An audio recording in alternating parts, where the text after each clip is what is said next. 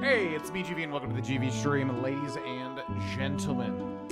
Going live on the March 4th, 2026. Once again, live in the mornings, a little bonus stream. Currently, schedule is Monday, Wednesday, Friday, around 2 to 3 p.m. Mountain Time starting time. However, today's a good example of probably going to be later if I do go live, just because there's something that we have to do today. So, yeah. On those days, I'll try to basically go live in the morning if it's possible to do so, because we are in the process of guiding Bloodborne. We're doing pretty well. We're going to be starting the DLC literally right now. And technically, we've already started the DLC. So just to recap, if anybody doesn't know, you want to... you need to progress. I think you have to beat Vicar Amelia, and then basically you walk outside to where the Cathedral Ward is, and there's a hand that comes down and grabs you. And if you've defeated Vicar Amelia with the old hunter, Eye of the Bloodshot Hunter, or something like that, then you will be transported to the DLC. However, the DLC is insanely difficult, so I definitely would not recommend it until literally the last thing. And you have to do it before the final boss, or final bosses.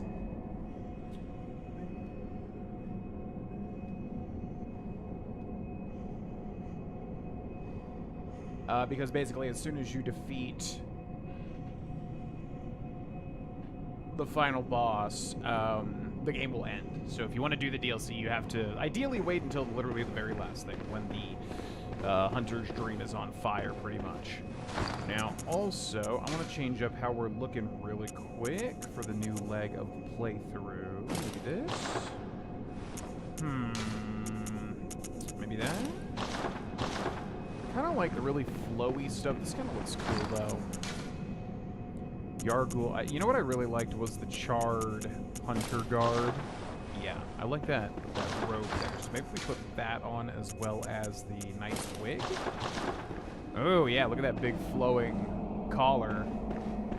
Okay, kind of like that. I kind of like the Yargul helm, or the black hooded iron helm a little bit more, though. Maybe we can find something here. Let's take a look at the legs. Maybe there's something interesting we can use. Black church trouser / dress? Yeah, that kind of looks good. And then for the gloves, maybe knight's gloves, this would be a tinge of red, but we really can't see it. Okay, I dig that. What's up, Dark Autumn 12? What's up, Perry the Berry? What's up, Lurkers? Welcome to the stream. Okay, so here officially starts the DLC. We'll kind of go through it normally, just because if we don't, we're probably going to get obliterated. Because this DLC is extremely hard. So we definitely want to get like all the blood echoes and stuff that we can get. This will probably also be maybe about a 2-hour stream or so. I need to head to the gym after this and also prepare the house to be looking good. So yeah, probably a 2-hour stream or so. Okay, hello.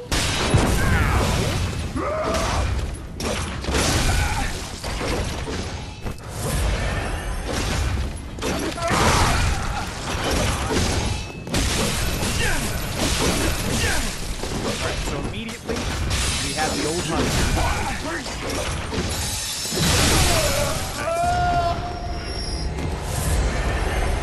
Yeah, so immediately we have the old hunters. This DLC is called the Old Hunters DLC, and basically they're just, from what I understand, this is like, you know, going back in time, pretty much.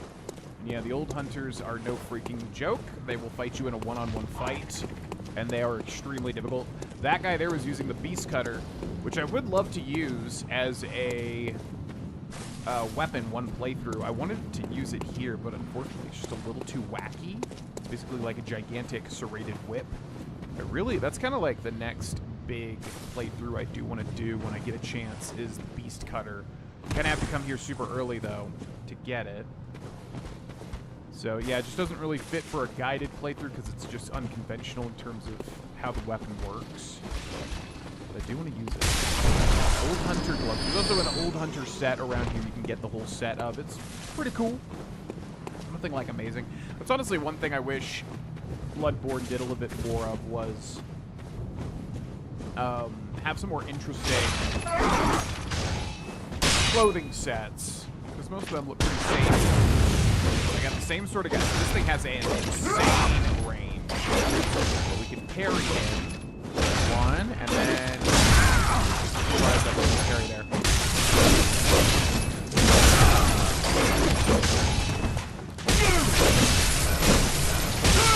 Luckily, our mace damage is pretty damn good, surprisingly. Okay, more blood vials. Let's go explore. Ooh, this beginning place is a little bit tricky to explore, if I remember correctly. This is basically the Cathedral Ward, but back in the day, back in the old Hunter's day. There's going to be some dogs running up as well. They have their skin now, so that's good for them. I think they run up right around here. Is this guy alive? Oh! Yeah, like right around here, I do believe. Hello!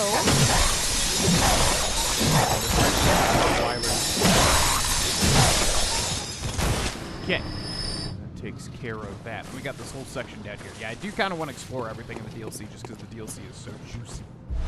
So much fun stuff everywhere. You can see we're still getting twin bloodstone shards, which is surprising. So it's a really old upgrade mechanic. Upgrade mat at this point.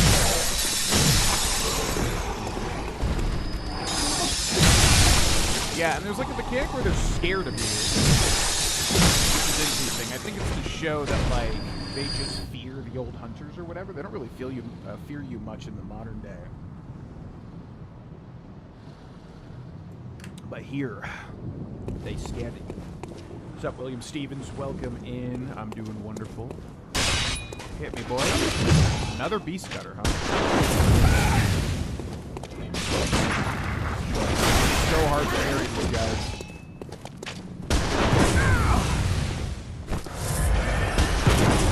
Alright, come on, man. Do something else.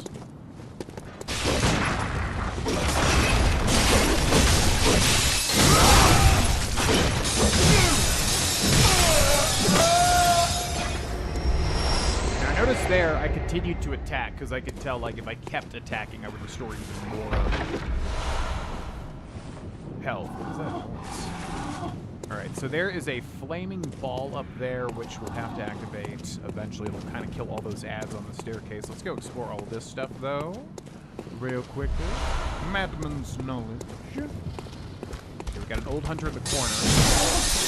What's this guy doing? Is he, like, straight up glitched? Hello? This guy's got the boom.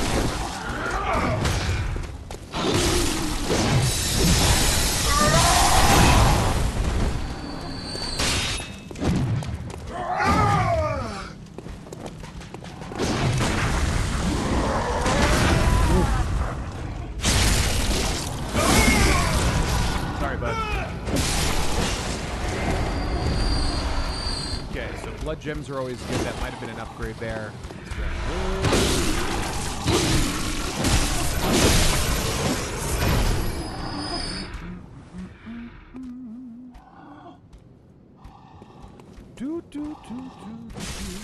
Nice kill, thank you.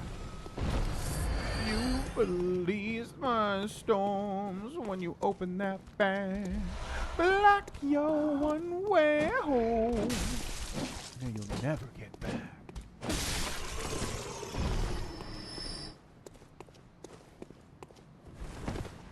Okay, this place is largely closed off, so you don't have to explore too much. What's up, guys? Now, if they straight up were just passive and never attacked me, I wouldn't kill them. But then they just switch. I think they're little opportunists. They attack you when you're dealing with an old hunter. Little nasty opportunists. Okay, now the DLC is relatively short and sweet, but there's tons and tons of stuff. Like, there's honestly tons of hidden stuff here. So there's an item over there. The question is, how do we get it? You release my storms when you open that bag. Whoa! Hello! Lock your one way home. Okay. So that guy's got the Beast Hunter safe, which is a really cool weapon. One of my favorite playthroughs was using that because I feel like no one ever talks about this weapon, ever. It's kind of like a little curved blade. Oh boy.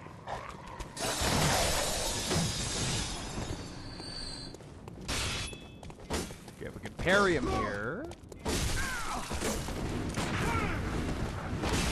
Jesus, what is that range? My God.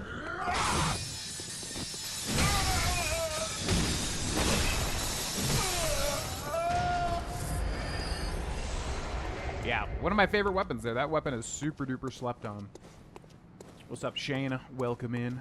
Yo, what up, Shayna? Yo, what up, Shayna?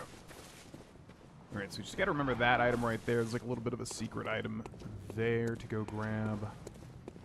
You release my storm. Whoa! When you open that bag, like your one way home. Okay, again, continue to attack there, even though he was already dead, because you can still get more HP. So I guess you drop down here to get this. What is that? Like a little puppy statue. I never even noticed that. What's up, guys? Just hanging out. Just gonna bash you real quick. Oh, hi. Let's go. Do your big move.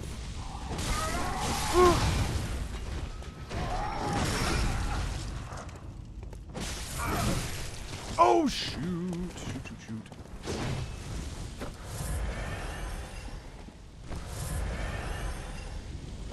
They're just so fast. That's kind of the challenge with these guys. Come on, do something.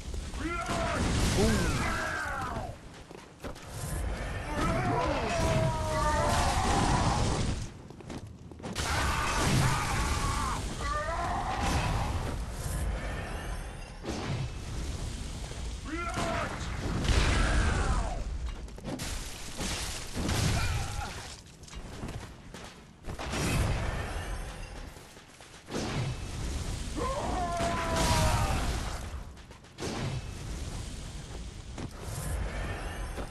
Not doing a great job fighting this guy. No, let's switch over to this. Come at me! Come on. Your cool weapon versus my cool weapon. Ha! Yeah!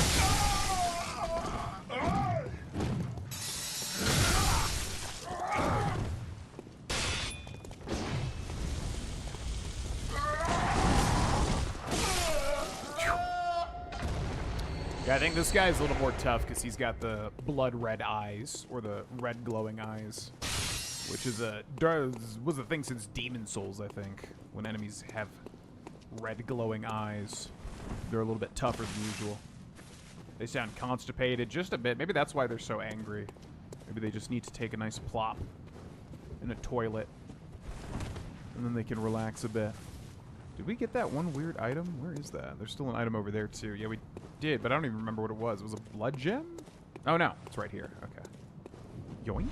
Beast Cutter. Oh, okay, so there it is.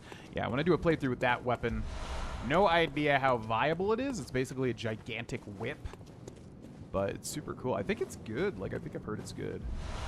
You release my soul. What's up, E-Lad? They just gotta poop. Let out all that aggression. Poop therapy. Okay.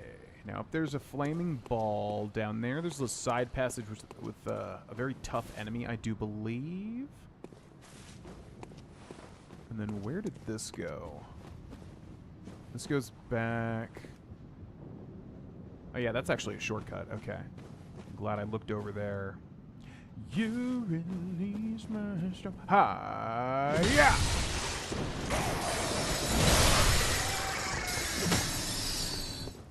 Alright, so we're gonna pull this. Very tiny shortcut. Also, we missed an item over there, so let's go grab that sucker. This is where we fought one of the first old hunters.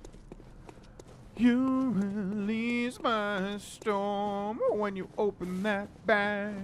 Blocked your one way home. Now you'll never get back.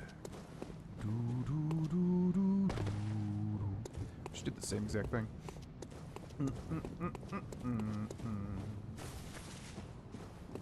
What's up, Jack Williams? Welcome in. Yeah, I basically, like, it was a time where I thought in the moment I needed to step away from YouTube, but ultimately, a lot of things boiled down to the meditative practice of just letting attachments go. I think when you can tap into that, especially in Western society, it's a really empowering thing. That's something I got into recently, but all I'm saying here is that in the moment, I thought it was best for me to just throw in the towel for YouTube in general. But I think doing that and then stepping away from it and streaming for a bit kind of cleared my head a bunch. Now I'm able to treat it much more healthily. So I did for a while, especially streaming. Took a big step away from streaming. Honestly, in the long run, it was a really good thing because it kind of pushed me to start voice acting, and then that basically became like the second thing I've been doing. Bum, bum, bum, bum, bum, do, do, do. Okay, so that's done, right? So now we just got this big fiery ball. Whee! Alright, now the guy that walks out of that door up there is scary as hell. He's actually genuinely really difficult to deal with, so I'm gonna have to focus. Old hunter garb. I think we got every item other than that, though, up to this point. Lost a lot of weight. Second time lucky? What do you mean by second time lucky? But yeah, lost a ton of weight. And now I'm just basically trying to pack on some muscle. You release my storm when you open that bag. Black your way home. Bubble, double, double. What's up, very happy? Welcome in.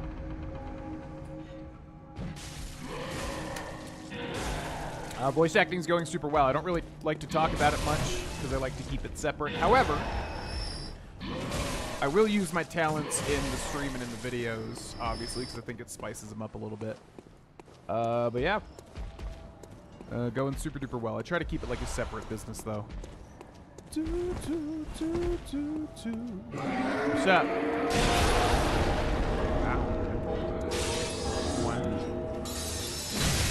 This guy right here is terrifying. Assuming I can parry him, though, right? Yep. I didn't have confidence. Ow.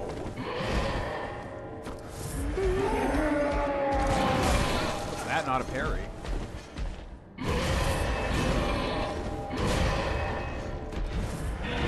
My God, this guy's aggressive.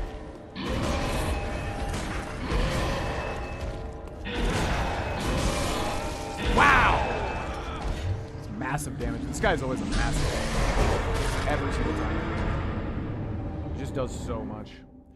Booba dooba dooba dooba doo. Come on, man. Stay still, webcam. Just stay. Doo doo doo doo doo doo. 5 to 6 years ago, you lost a lot and put it back on. Yeah. That's happened probably like 2 or 3 times in my life. I don't think up until this kind of like last bout of weight loss, I ever really had a truly healthy relationship with food. Which, for anybody out there that wants to learn from my mistakes, honestly, the less restrictions, the better. You really want to focus just on intuitive eating, putting the fork down when you're full.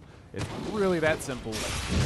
That honestly has been the most healthy way I've ever lived in terms of weight loss, weight gain, yada yada yada, calorie counting, etc.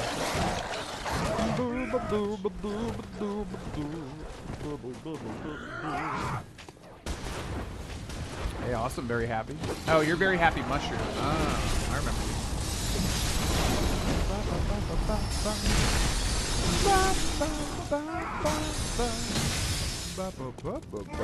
Okay, relax.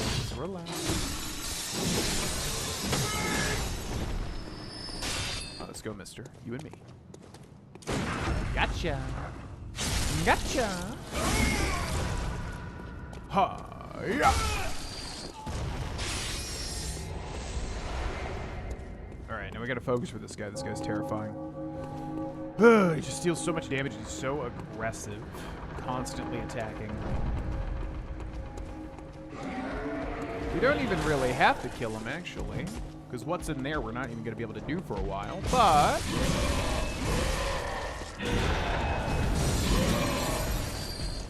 that guy's got 1 HP and he's got my blood echoes. There he goes. Alright, you and me, big boy.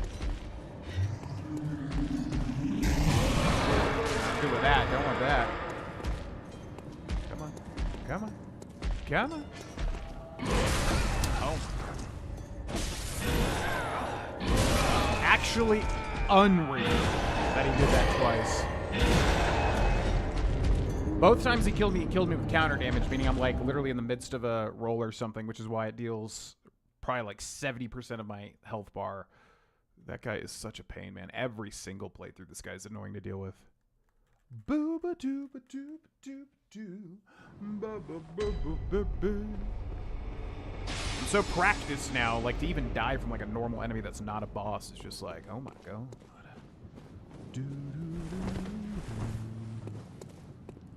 Yeah, stones. It's always an interesting difference in American and English culture. English culture. Right, let's try this again. This guy's being a giant pain in my ass. Let's cut this charade. You are no wife of mine. Bop. Bop. Bum bum bobby bum bum bum bum bum bum bum bum bum bum bum bum bum. Whoa! My God! Just immediately. Okay, dude. All right, come on. Let's fight, you and me. Equal playing ground. I don't know what it is about this guy, but he's throwing me off so hard.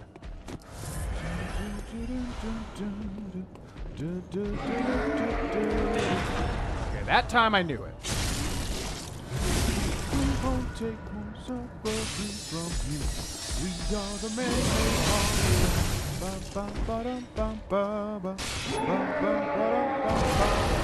What is the range on that? Oh my god. It's like a mile away.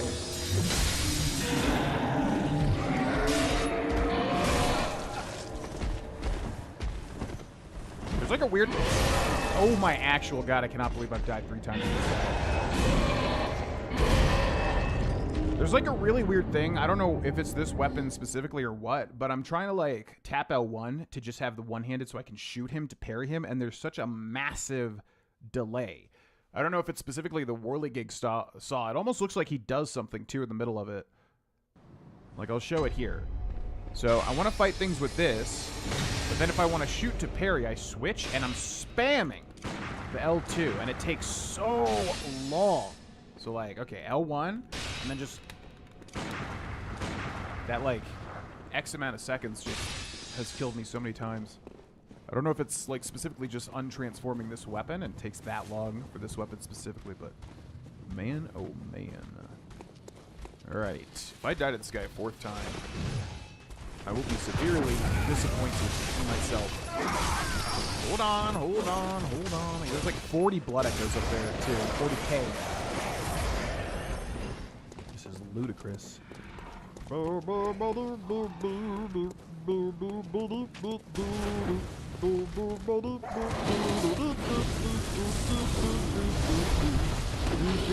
Get my blood echoes? The little punk? Spare us. Oh, spare us, please. Yeah. Alright, come on. Whoa! Immediately out of the gate. There we go. But we're on the stairs, so I can't even do the parry. Oh, God, this guy. Woo!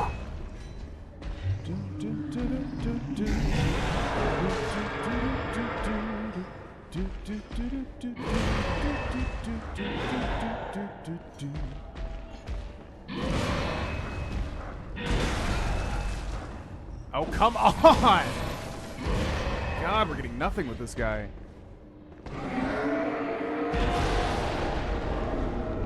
Yeah, cool bell attack, I know.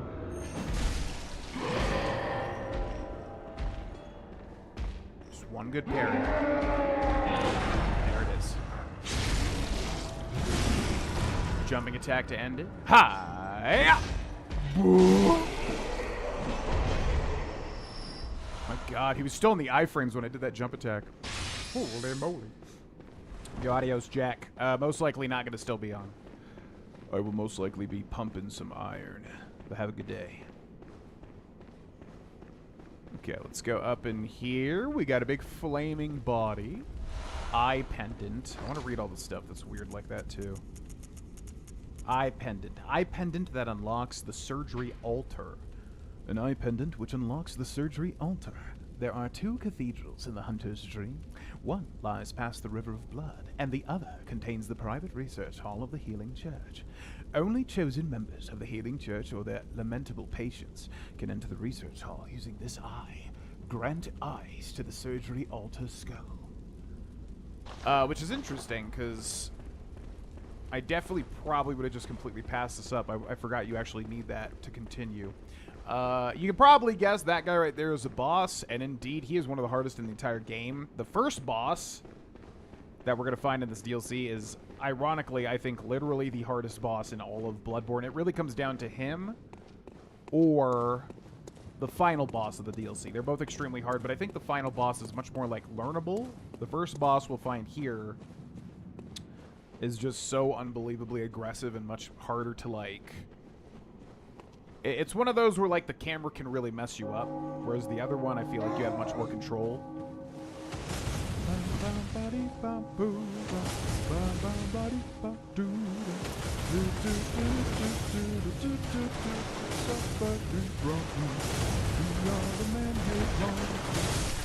was forgetting about that one.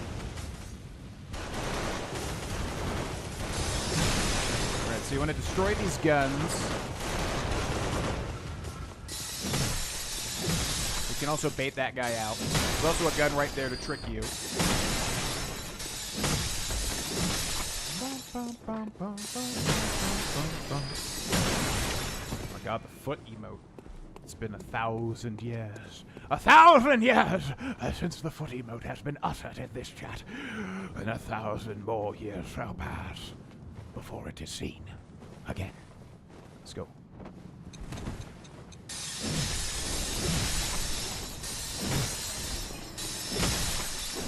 Alright, boom hammer guy.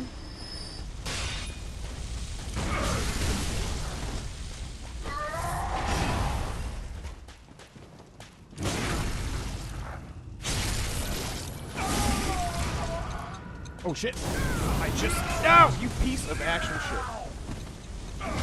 He actually threw a timed Molotov, which perfectly triggered right when that guy hit me. That was crazy. Gotcha!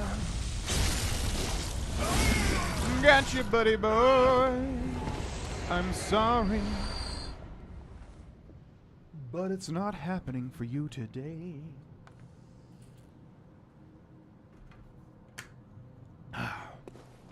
Not for you, I'm afraid. Where you going, buddy? Bop, bop. Yeah, honestly, the mace version of the Warlord Jigsaw is really good too. Very fast and damaging.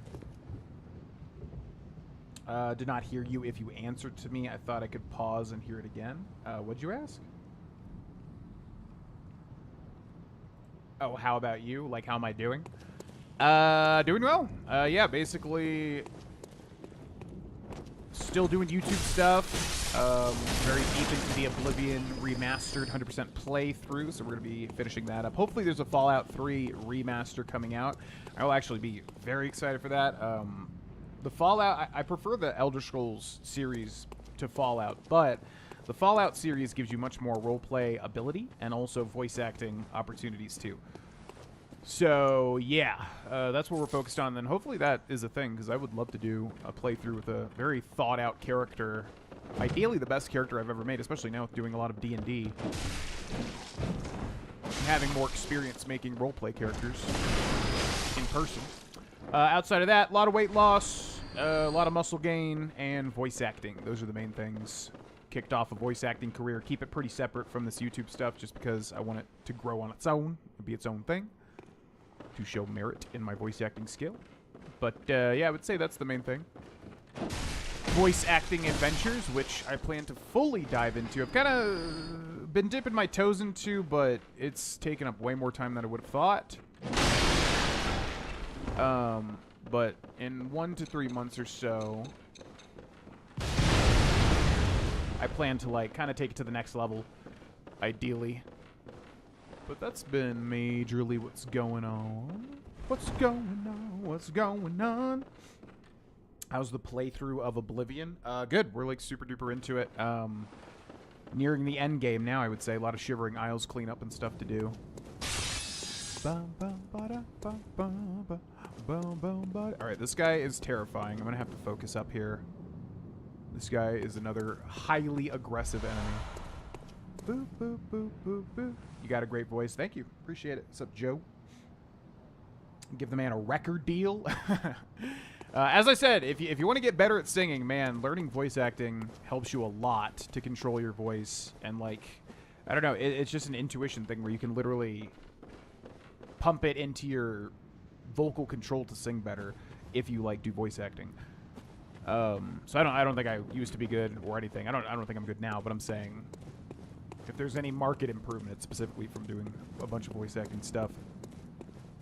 But I just like, yeah, I like singing just as like a hobby. But I would honestly love to take voice lessons and get really good. Alright, this guy right here. Come on. Come on. Come on. So yeah, this guy's got the Beast Claw.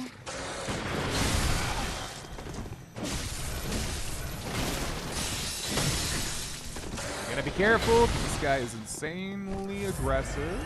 I'm assuming you can do that jump attack if you actually use the Beast Claw. It's so cool.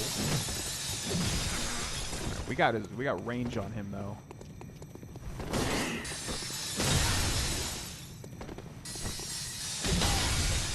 Okay, so far so good. I wonder if I hold L2? Nope. Oh my god.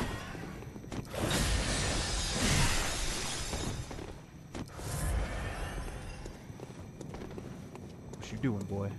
What you doing? Oh my god! Yeah, see. Once he gets you in his little loop, you can't get out of it.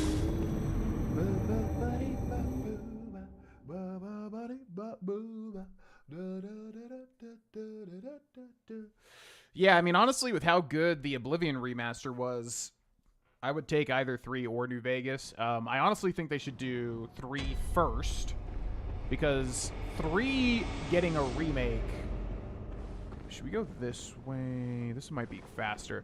3 getting a remake would be huge, because honestly, there's a lot of things about 3 that could really bring it to the modern day that the Oblivion remaster did. New Vegas is obviously everyone's baby, and I would love that too, but I honestly would prefer to wait for it after the 3 remaster. So I'm hoping that's what they do. We'll see, though.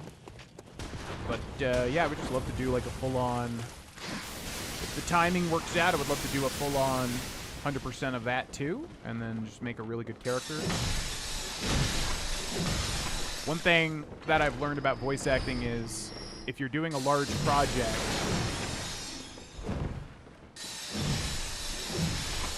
If you're doing a large project, you want to go for something that you can consistently do. So it's all great to do like some sort of, I don't know, clown voice or something, but, you know, if you've got like 1,000 lines to do, you want to go for something that you can consistently sound quality at, as opposed to just going over the top in the moment and, like, I don't know, doing like a smaller project. So that's one thing that I've learned. So, like, if we do a Fallout 3 100% or Fallout New Vegas 100% remastered, I definitely want to do, like, come up with a voice that is not only interesting, but also, like, can be consistent for, like, 1,000,000 lines that we'll be saying. This guy is, like, impossible to parry, man.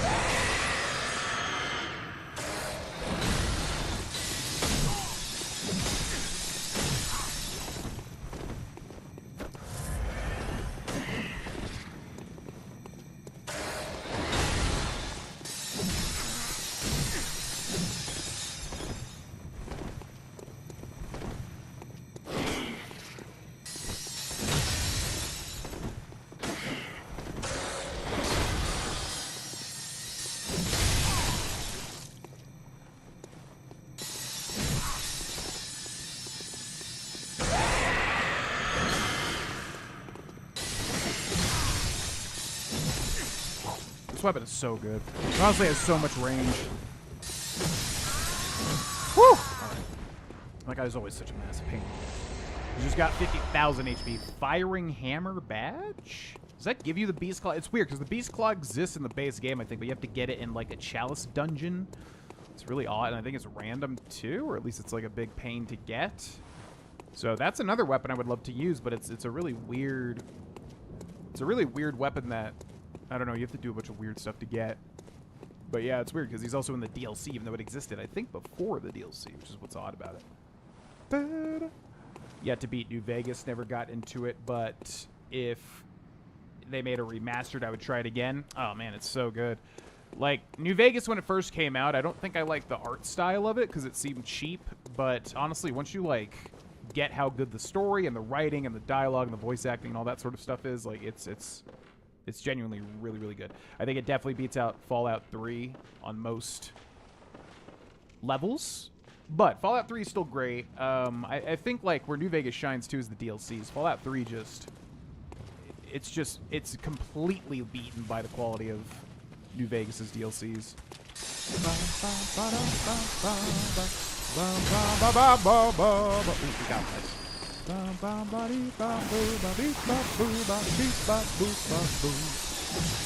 We are the man.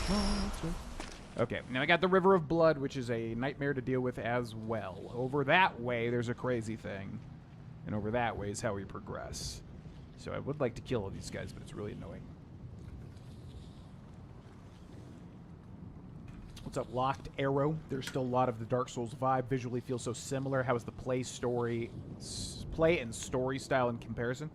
So yeah, I mean, as a big Dark Souls fan, like when I first played this, I was like, oh, it's like Dark Souls again. But I think when you play this game a lot, you kind of realize there's much more of a difference than you would think. This game, story-wise, is very horror, and then Lovecraftian cosmic horror, eldritch.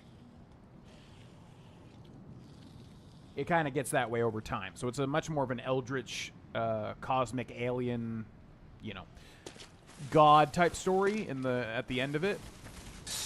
But it starts as more of like a werewolf, vampire, horror type vibe, like classic. But that's what I really love about it, because it kind of evolves.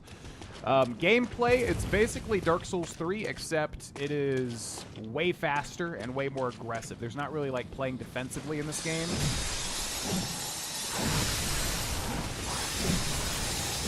You want to be as aggressive as possible, as indicated by, there's not really rolls. There's more, you lock on, you're kind of dashing in and out, whereas Dark Souls has like rolls. It's much slower and more methodical. So extremely similar. Bloodborne's just much more metal and aggressive and fast, which is great. Honestly, it's a genius way to go for a Souls game. Don't you dare disappear, you little... Okay, so we gotta quit out and come back in to get him.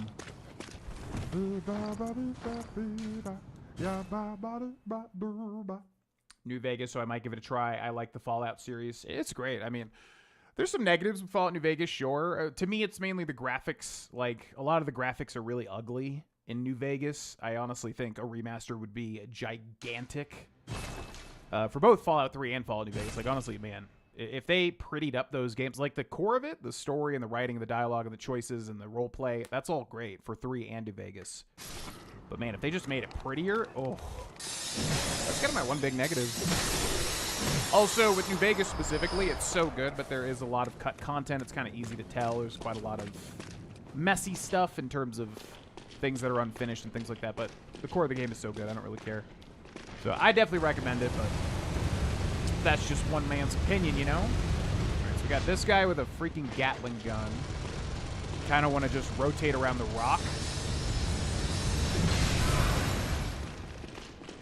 Because he is very scary. You can use the rock to your advantage here.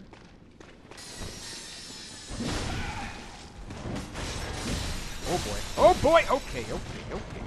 Hold on. Hold on. Just give me a second, man. Just give me a second.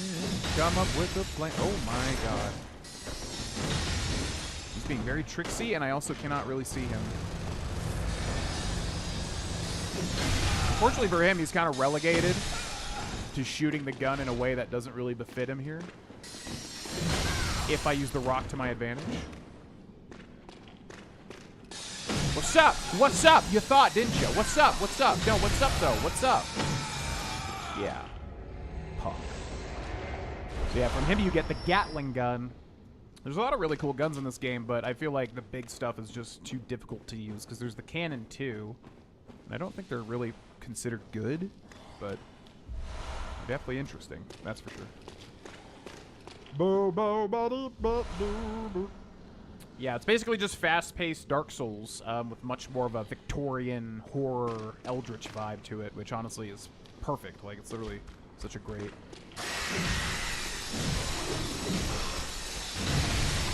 There's a reason it's kind of like everyone's fan favorite. Like, I probably would say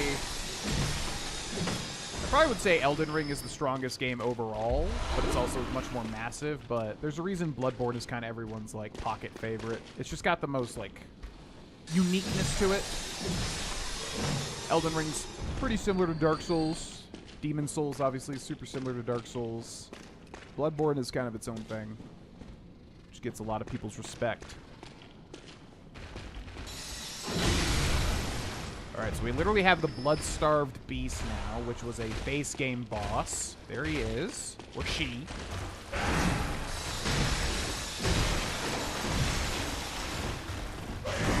It's just hard to fight her here because it's so dark. Can't really see anything.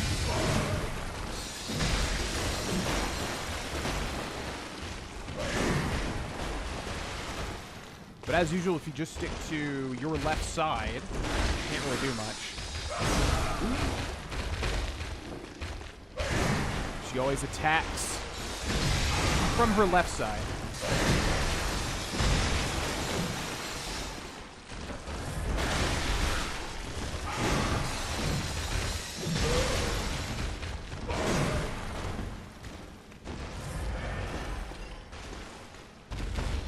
Hey, can you lock on to her, man? I'm trying to lock on and the game's just like, nope.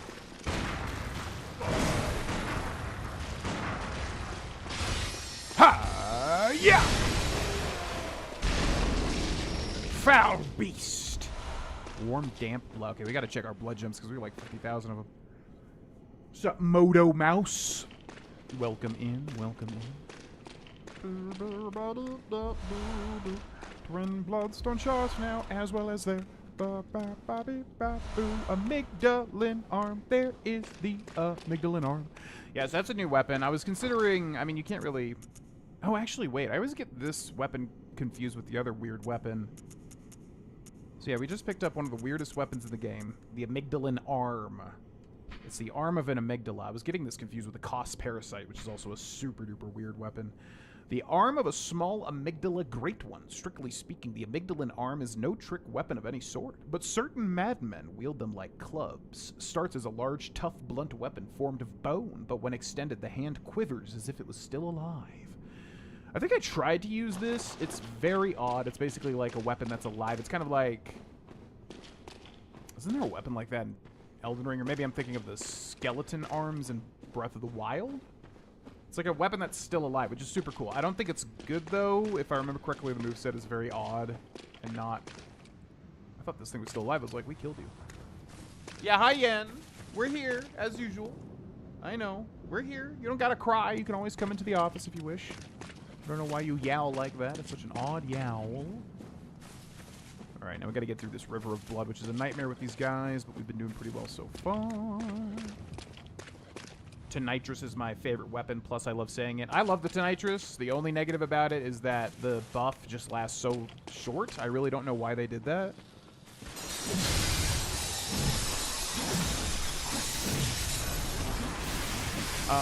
But yeah, the Tonitrus is so fun. I did do a Tonitrus playthrough at one point.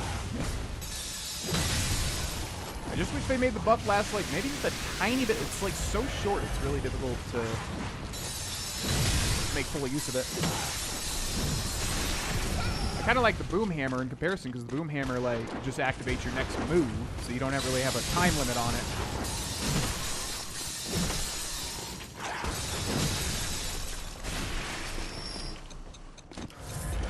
Throwing bombs down here now. Alright, so there's like roughly this particular spot, there's like roughly 50,000 people trying to kill me. So I think we should kill these guys first. That guy has a gun. No, no, no, no, no, no, no, no, no, no, no, no, no, no, no. They almost got me. Okay, all right, okay, all right. Thank you so much. I'll deal with you guys later. Thank you, though. Thank you. Go kill stuff.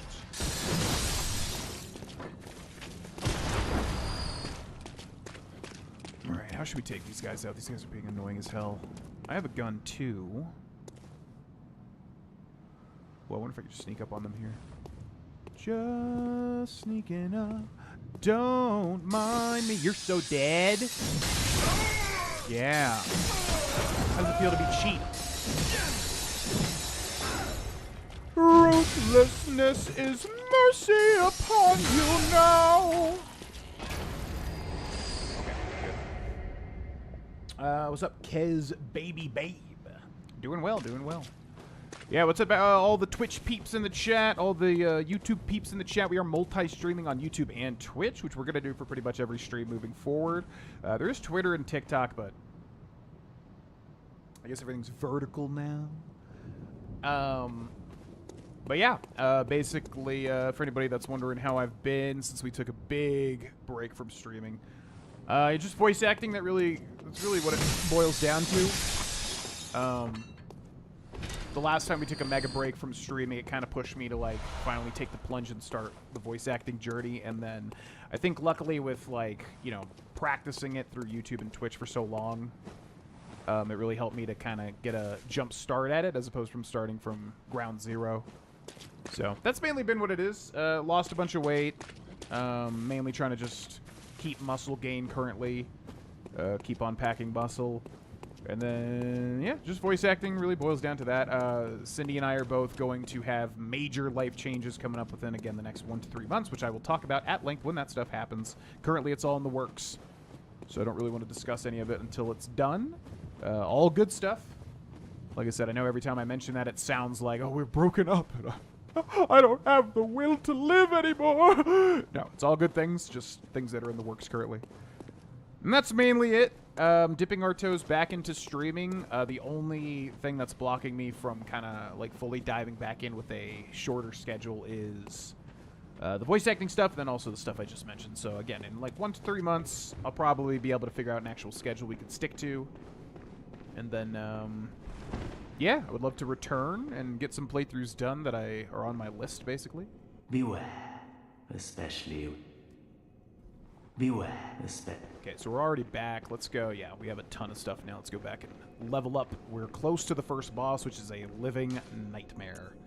Literally and figuratively. Mercy upon my head. Moving to Thailand? Yeah, for a thing. Moving to Thailand for a thing. Vermin's blood dregs. Oh, we should consume these, shouldn't we? Yeah. So if you want to get the full final ending with the full final boss, you have to consume 3 of these. There's 4 in the game, so we're going to consume all these now. Eating a 1/3 of an umbilical cord, which is eldritch in nature. It's good to do as soon as you get them, just because then you don't forget to do it. Because if you fight the final boss and you don't do this, you rob yourself of the true ending and also the true boss, which the true boss isn't really that special, but it is something you want to see if you're trying to do everything.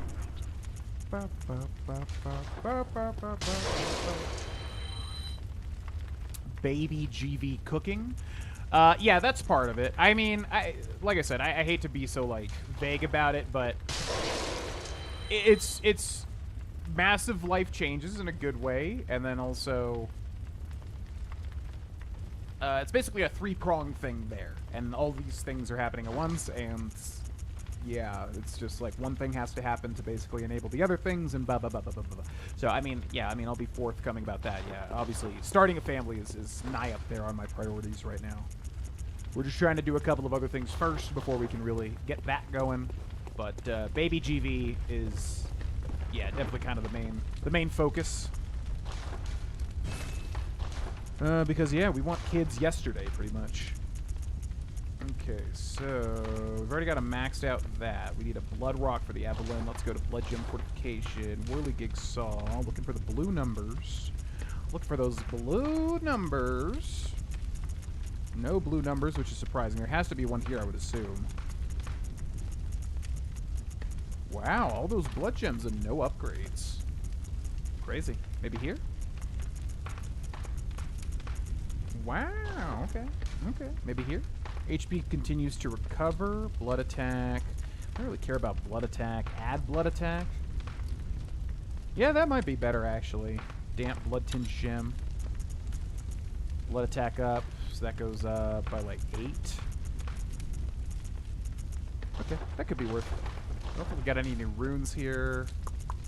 What does Communion do? Max Vials held up.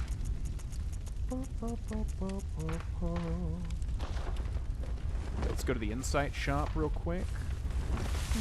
Blessedness is mercy upon. So I think here we're just going to save up for the Blood Rock, which takes 60 Insight.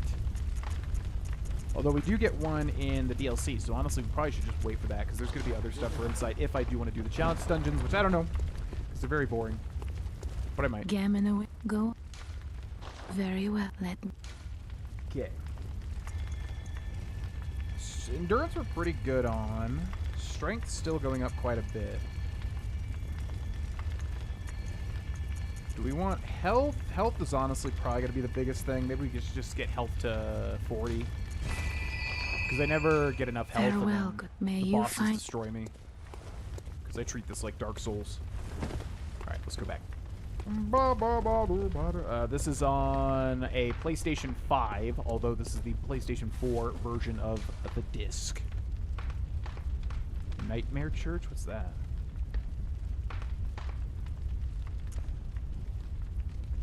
What's the Nightmare Church? I don't know where that is. 17 months. Hey, congratulations. Yeah, that's big. 17 months.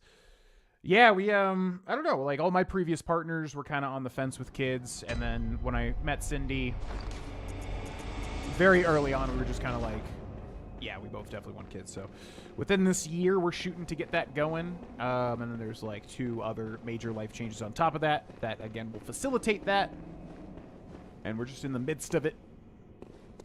Like I said, I'm just kind of waiting for all that to be done, so that I can probably make a big update video and discuss it, you know. Okay, so we're behind. So what's down there? I'm forgetting. So what's over this way? Yeah, let's do this. I think this will wrap back around to where we were. Henriette summoned there. We need more Eldritch games. Agreed! Like, what's the best Eldritch game that even exists? It's probably... Is he up there and he falls down? Oh, that's so cool. Probably Bloodborne, right? They haven't really been able to fully do a Call of Cthulhu game. Oh boy. Oh boy.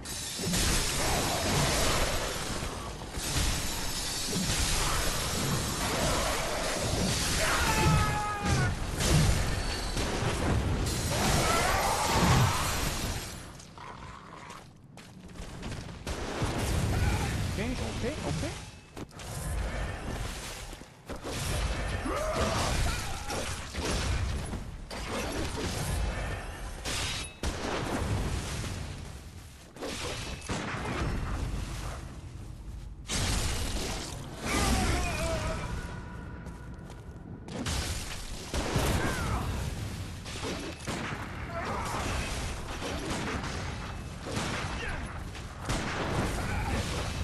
No way!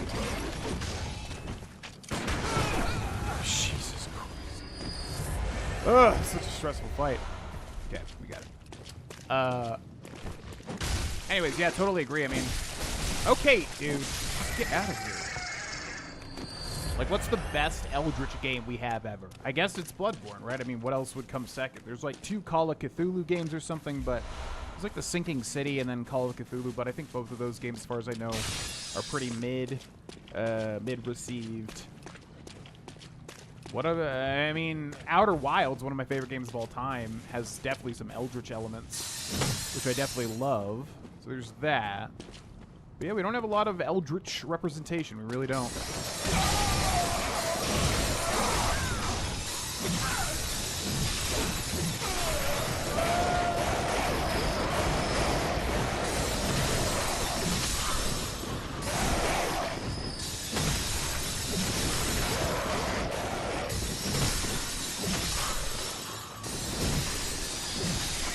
Okay. Can I breathe now? My God. Everything and their mother trying to kill me here. Whew. Hope it all goes well for you. Thank you. So far, I mean, we're primed and ready for everything to really pop off in a big way. Like I said, I'm just kind of waiting to be able to discuss it further. But barring any major, you know, emergencies or anything like that, barring any major changes or whatever, which I don't expect currently, everything should work out pretty well at the end of it all, and we're very excited. It's just going to take a lot of changes and stuff. Whoa. But I appreciate it. Okay, so little dog there, just hiding out. Now, we didn't do all this stuff back here. I'm trying to remember where we left off. Come on, make my day, punk. Nasty little skinned hound, you. Okay, so what do we have here? Frenzied Cold Blood. And then the Beast Hunter safe is up there to the left. I remember that, but I'm trying to remember where we were coming from here, from back over that way. I think it's this? Yeah. So there are two guys on the bridge, and I guess you just drop down. I mean, if we missed anything, and if it's important enough, we'll just come back for it. But for all intents and purposes, I think that's everything. Now, this is about... I'm trying to... What did we do? I think we just went back to spend all of our blood echoes, right? That's what's confusing me. Ruthlessness is mercy upon her. There's an item right there. I think I know what that is, too, because that's an item I always miss. Are you supposed to... Is it a ladder, or are you supposed to drop down onto a beam? Alright, well, that's the Beast Hunter safe, and I think there is somebody that fights you for it, if I remember correctly. Yeah, I can see him. There you are. Oh, my God! It's DLC, man. Typically, when you get hit like that, it's like, okay. I'll take all this damage, but then I'll, you know, start countering. But that guy just, from start to finish, just dead. Luckily, we're pretty close, I think, to where we were there. Because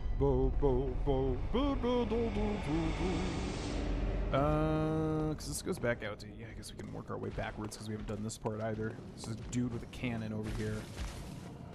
What's up, man?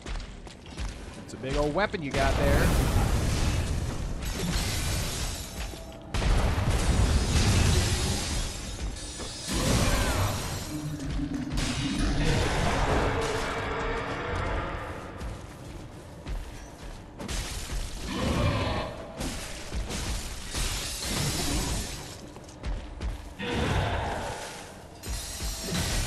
Ooh.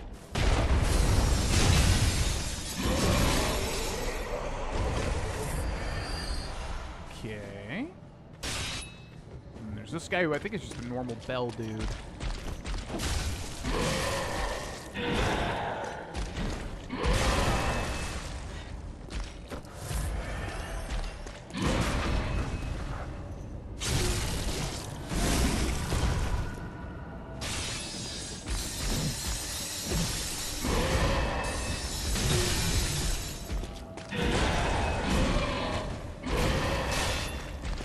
Jesus Christ, he's so fast compared to the other big guys like this.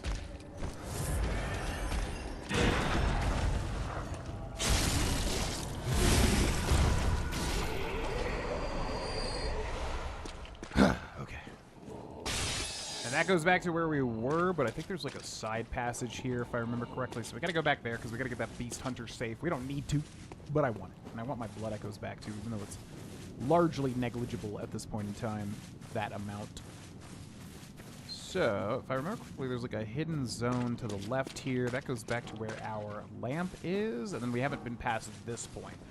But I'm going to show you a little secret here. So there's her right there. That's a Witch of Hemwick, a boss in the base game. If you don't see her, she basically tries to rush you and scoop your eyeballs out. Not very cool. And then we'll grab that. That's the first boss right there, who is insane. Probably my favorite boss in the entire game, no joke.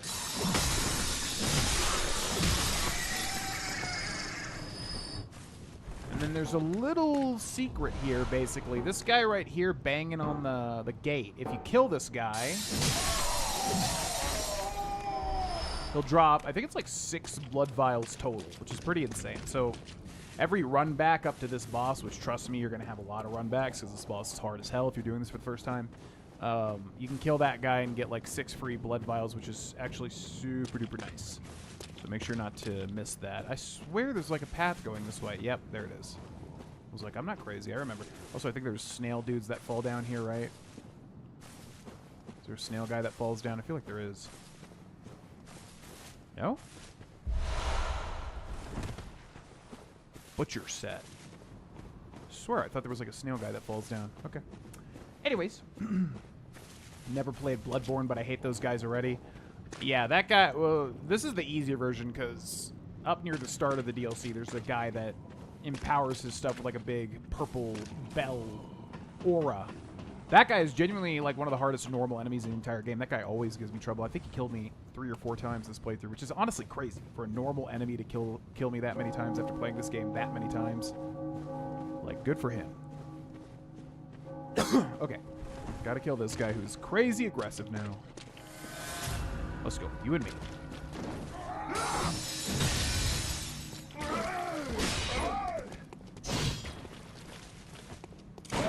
Gotcha. Give him a jump attack here. Bang!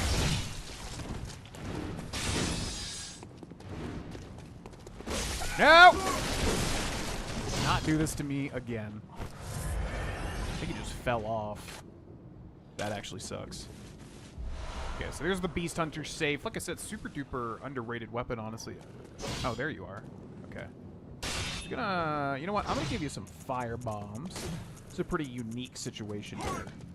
So hold still, buddy. It'll all be over in just a second, I promise. Oh God, no! Yep, of course. Why am I even surprised?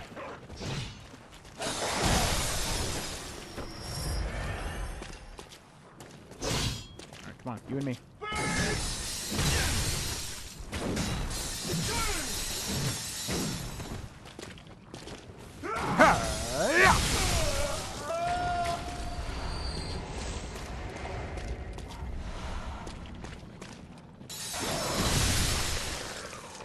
Man, I've already killed you guys. I don't want to deal with you guys again. Okay, there's one item up there, and I'm forgetting how to get up. Oh my God.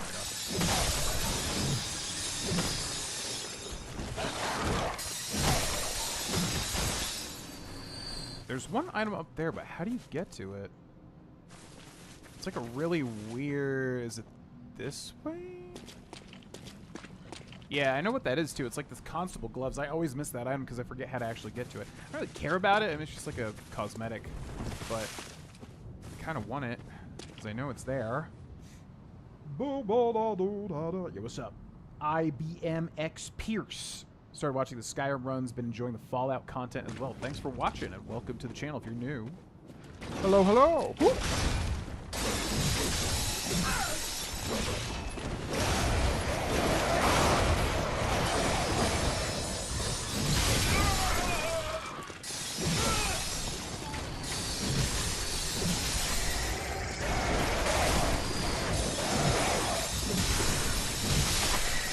Killed you guys like 100,000 times. Enough with the crows. I am done with the crows. Can we be done? Thank you. Okay. How do you get that item up there? I'm forgetting. I guess I'll look it up. Just like those horse knights on Elden Ring. I hate those guys too.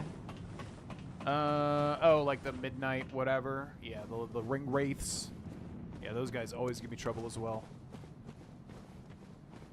How do you get that item? If I remember correctly, yeah, there's like a really weird way to get it. Is it just going up that thing? But I don't think so. Okay, that's like called the Constable Hat, I think.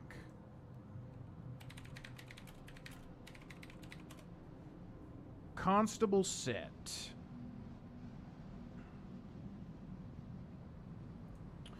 Going up the ladder that leads to the Nightmare Church, there are some wooden beams that can serve as a bridge to the platform where the garb is.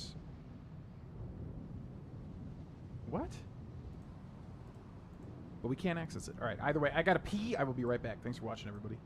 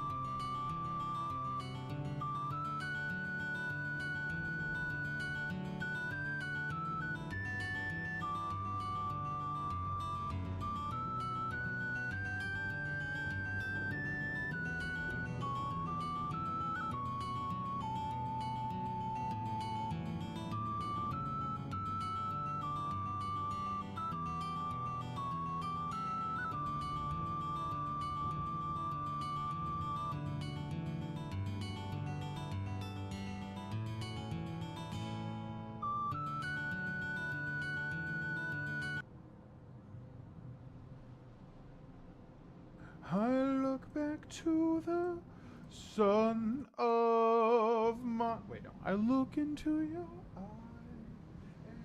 and I think back to the sun of mine. You're as old as he was when I left for war. Why did I not see this? Okay, literally, yeah, you just fall here. But when does a comet become a meteor? When does a candle become a blaze? When does a man become a monster? Alright, so yeah, for some reason I just didn't see the beams. Platform puzzle a bit for my slow brain. Forgive me, I'm just a man. Okay. So, that's pretty much the entire first section of the DLC. Like I said, this DLC is really short and sweet. So that was actually a huge chunk of it that we just did there. This boss, oh my actual god, this boss. I love this boss. The first time I ever fought him, I think it took me, I don't even know how long to beat him. A million thousand tries. He's very difficult. He's also really cool lore-wise. There's so many cool things with this boss, if you don't know. This guy is mentioned constantly in the base game. And we also used his weapon for a good amount of time. It's Ludwig's Holy Blade. So yeah, this is Ludwig. As far as I know, lore-wise, he was like the leader of the Holy Church Knights, basically, I think. Kind of like a Holy Crusader guy, I guess. And, yeah, we'll see what happened to him. It's kind of a rule with, like, Soulsborne games. Whenever you hear about somebody constantly but don't ever see or fight them, you'll probably end up fighting them in a DLC. So, now begins the grueling process of really learning this guy, because this guy, like I said, is very, very difficult. To be able to guide him, I'm definitely going to have to practice him. I'm going to look him up first, just to see if there's anything that I don't know about. So, let's see. It's required to beat him. Can only be fully visible after entering the room and initiating the cutscene. 2 phases. Phase 2 at 75% health. Gains a spewing attack that deals arcane. Has 2 variations, direct and spraying. He gains his deadliest attack, a charge attack. Yep, it's always the charge attack. But he screams for this one, so there's an audio cue. Phase 3 at 50% health. Yep, where he does that thing.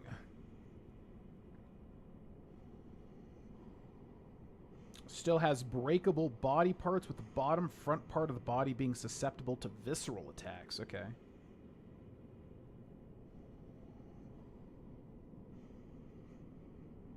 And then at 25% health, he can do a massive sword blast.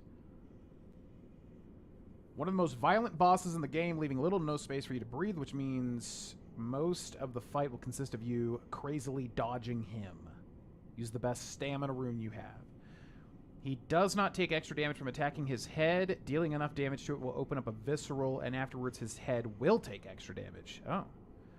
Common mistake is to focus on excessive dodging. He'll just keep coming. Instead, take the fight to him. It's pretty much Bloodborne in a nutshell. He's easier to stun than most bosses, and a lot of his attacks miss if you can get under him. Make good use of your rally.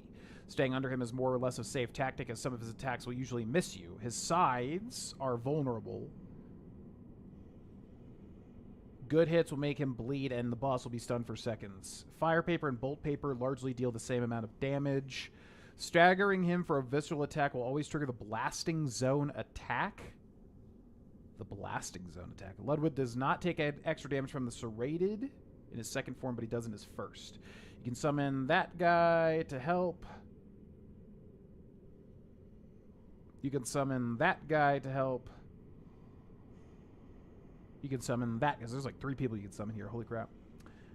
And then where are his, like, attacks? Usually it lists all of his attacks. I guess this one doesn't. Oh, here we go. Jumping hand slam, powerful left hand slash, left right slash to combo, bite to a combo, nose poke charge, jumping body slam, delayed jumping body slam, mule kick, water spray, charge, and then second phase.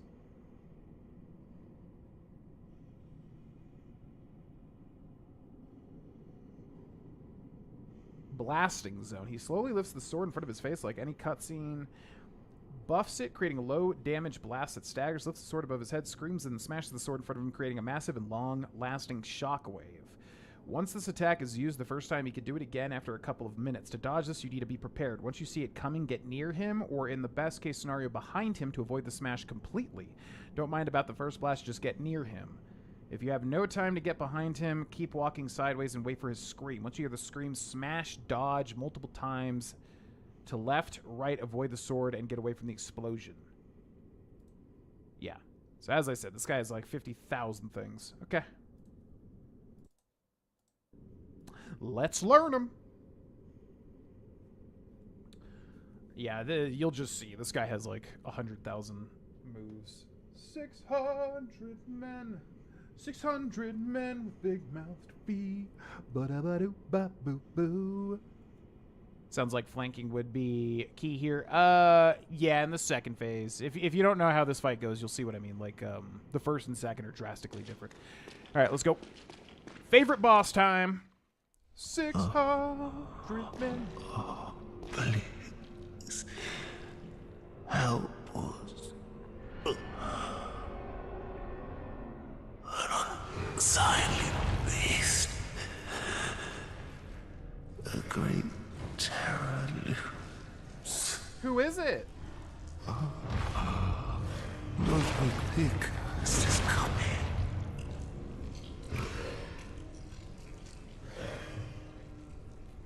Sounds like a cool guy. Have mercy. Have mercy upon us.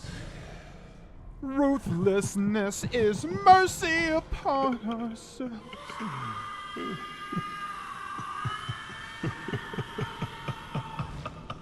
Beast all over the shop. All right, let's go. Okay, lunging slash, easy. We already... Okay, swipe, easy. Oh my god, okay. Dodge into him. Stay below him. Trample. Gonna heal. You dodge through the scream charge, okay.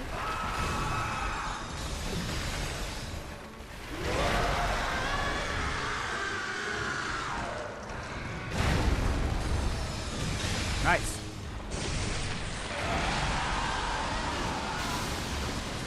Wall there, always there to cuck you every time. Bap barrel, bap barrel.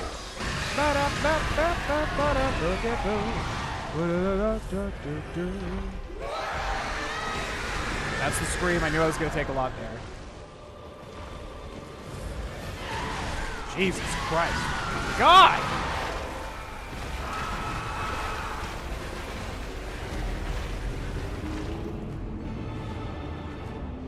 Okay.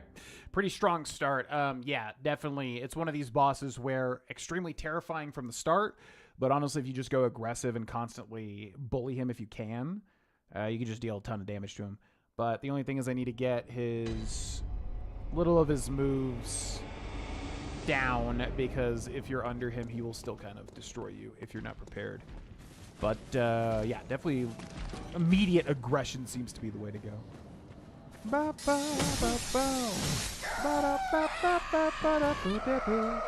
only one thing in mind. What's up, Poochie? Welcome in. Yeah, the DLC has some of the best content in the game. We probably won't be streaming too long today, but I'd like to at least get this guy guided. Any more plans today? Gonna be doing a workout. There's some stuff with the house we're gonna be doing. And then after that, I will either be going live again, or I'll be doing a recording session for YouTube, which the current thing that I really want to do is a Pokemon Nuzlocke. We're already doing that on the Patreon channel, but I'm tempted to do the other one on the main channel and also inject, like, try-hard voice acting as well for, like, the whole thing. So we'll see. That may or may not be a thing. But as always, members will get it early, if you remember. You have changed. I used to watch you in your Eliza P. boss guides. What do you mean by changed? Physically, probably, because, yeah, I think I just saw Eliza P. boss guide the other day, and I was like, oh my god. That was during the time where I was, like, extremely overweight. Extremely overweight. But yeah, thanks for watching. Welcome in. What's up, Swag Wax? What up, what up? 600 men. 600 men with big mouths to feed, with only one thing in mind. Okay, swipe attack, no big deal. Swipe attack, stay under him for that, yeah. Okay, big old lunging swipe. Slam down, no big deal. Ooh, big hit there. Oh, okay.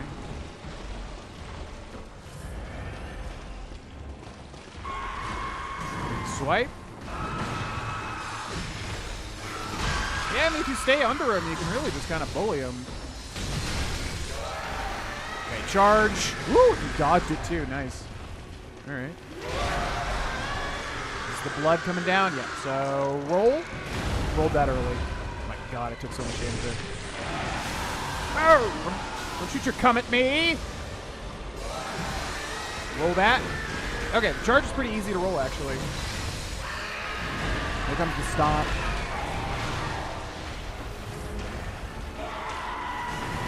Swipe.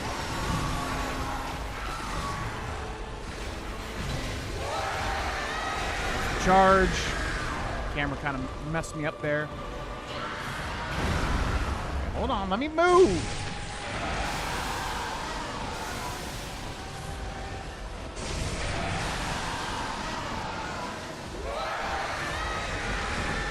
Dodge the charge, nice.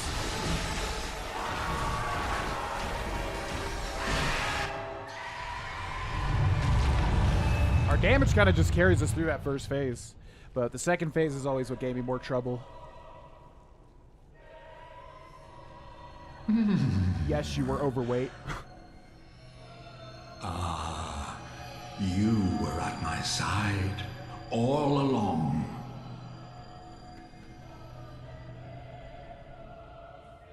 My true mentor, my guiding moonlight.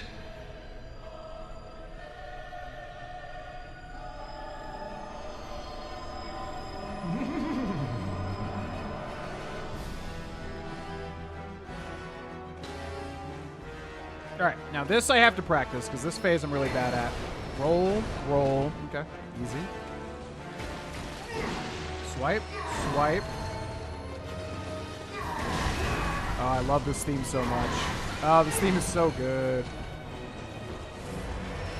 It's like a little cosmic dance.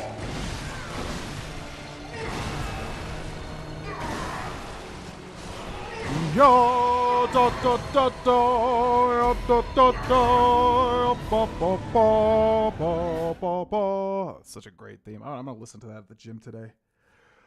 Okay, yeah, the first phase is on the surface more scary, but really it's the second phase that always gets me because I'm really bad at dodging his slashes. I think you just want to get behind him, so I'm gonna try to do that. First phase is whatever. Honestly, if you have good damage and you're just going aggressive, you can kind of get through it. Second phase, I need to learn how to dodge his stuff. But we're going to try rushing him and staying behind him and seeing how that works. I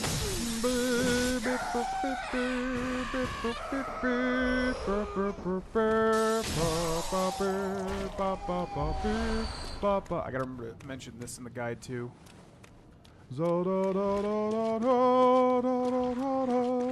Yeah, it's always hard for me to like realize how good the OSTs are because I'm so focused on the gameplay, but I remember this one particularly. Yeah, I think this is my favorite Bloodborne boss. I think it really comes down to Ludwig here. Woo! Okay.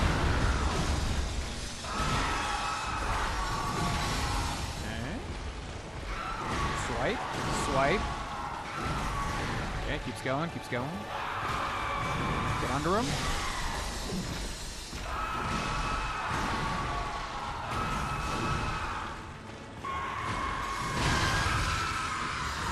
Yeah, you just bully him. Look at this. Oh, come on. I rolled that.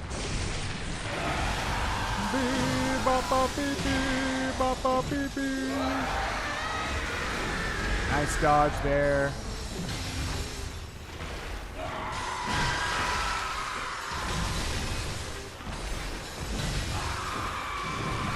Rolled that too. Come on. Come on. Yo, can I move? What the hell? Half this game's difficulty is literally just getting shoved into a wall and not being able to see what's happening.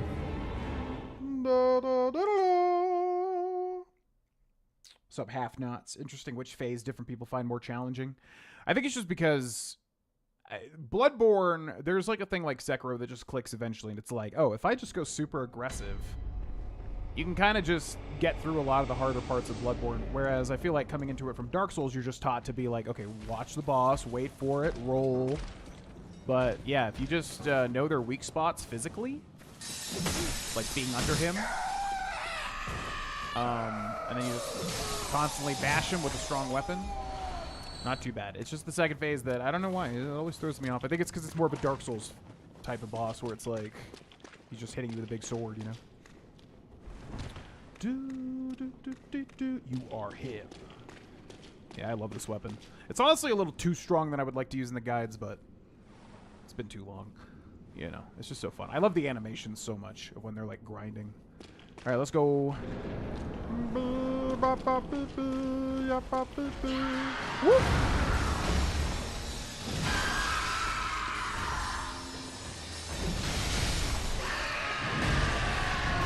Stomp, you just want to double dash.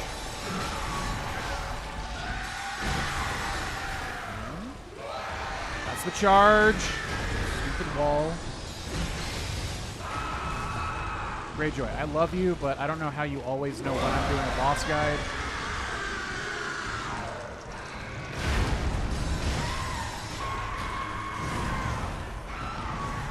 Or when I'm fighting a boss, Greyjoy, to demand the pets. I don't know how you impeccably time that. He's literally just looking at me expectantly. I was gonna say, that's probably enough damage there. Alright.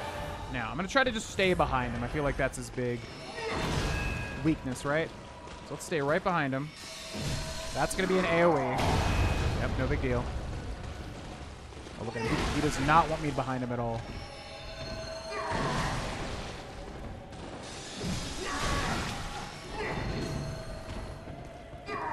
Hold on, you asshole! Just let me...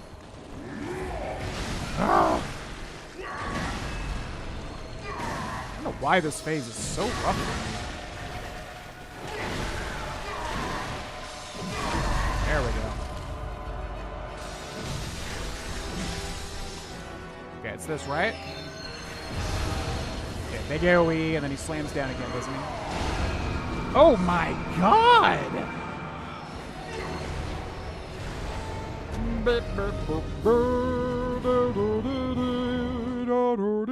Yeah, I don't know why this phase just like every time I fight this guy, whether it's casually or trying to make a guide, it's like that phase specifically. I understand it. He's swinging with a sword. What's the big deal? But for whatever reason, it just throws me so off playing this game. But looks like, yeah, if you can get behind him, even if you could tank it, that's really the best thing because he has a hard time hitting you. And then when he does that sword thing, if you're behind him, he's just not even going to hit you because it does a massive triangle in front of him.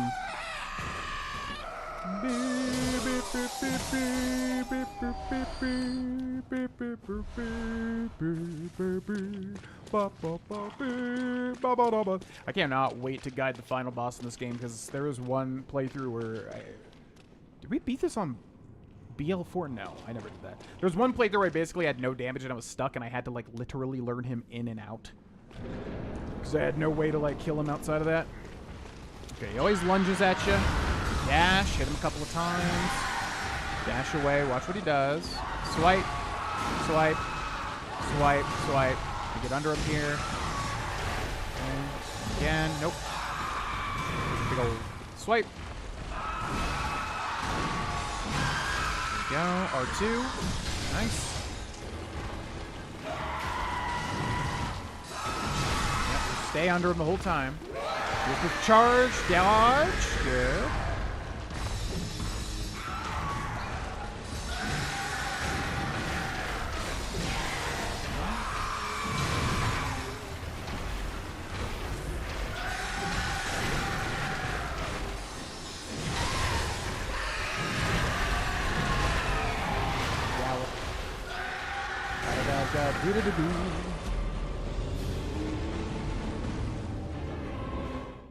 Yeah, it's really that gallop that kind of messes you up because if he starts to do that when you're going ham, you're just gonna get trapped in it. I think you need a, so you see the gallop coming out, you gotta double dash away.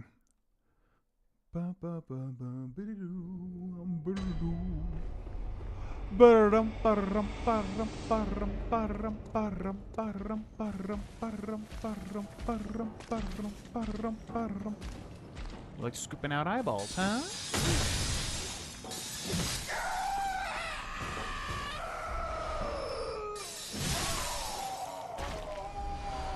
Yeah, so ideally we don't use more than 5 blood vials since we get 5 back every time for free from that guy until I truly learn the boss.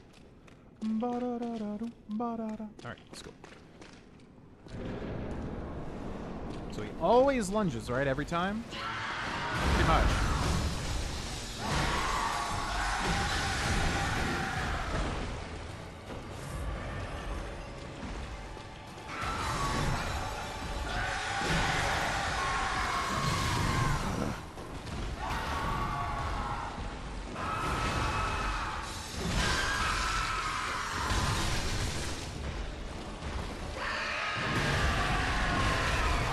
Oh, that gallop, man. Gallop is the worst thing.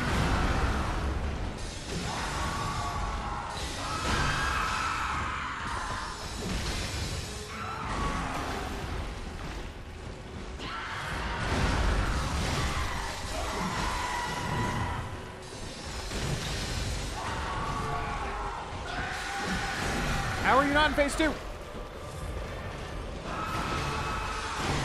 There we go. Alright. No! Don't be in an action for the love of God. Okay, stay behind him the whole time. I don't... God.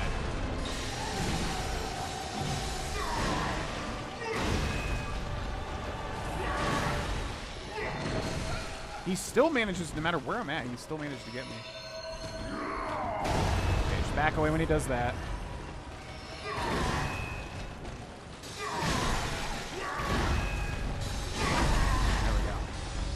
Charged R2 here. Yep. Okay, now he does this, but we just stay behind him, right? Oh my god. Oh, okay. Yeah, no big deal.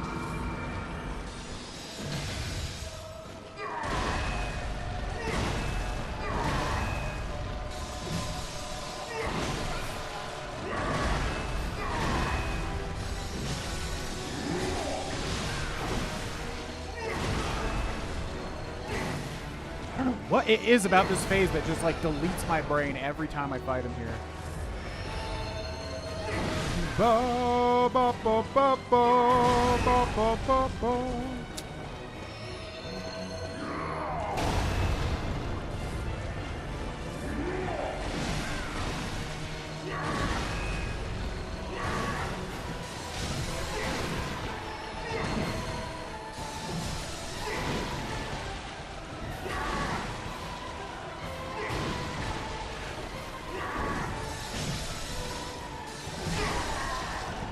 Okay. So now let's try just dodging him.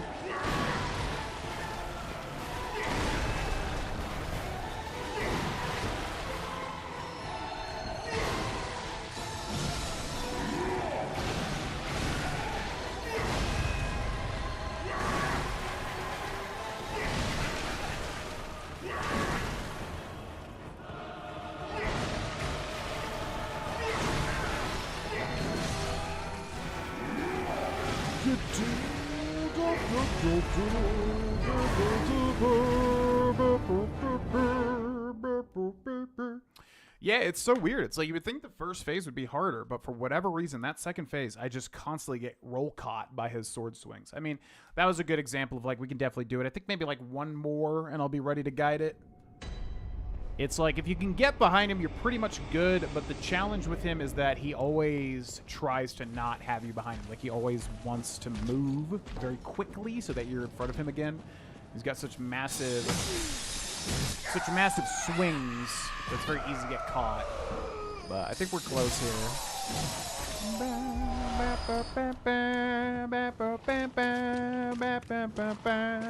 And I think we deserve a relatively easy fight for a guide compared to like the things we've done so far. There's been a couple of insanely difficult fights compared to like what the average fight would look like.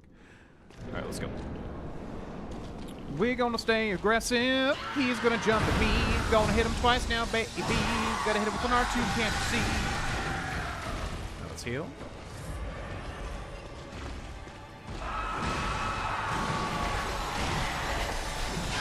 Nice. R2. Nice. Jesus Christ.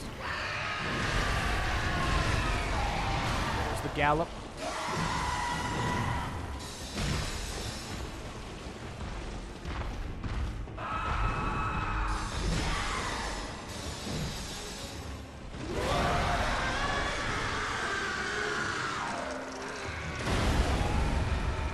Man, I mistimed that really bad.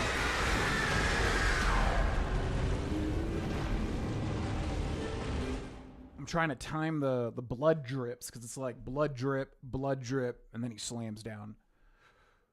Blues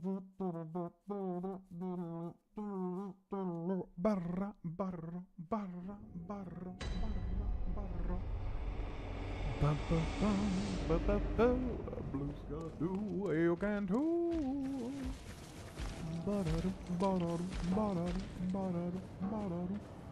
Huh, yeah.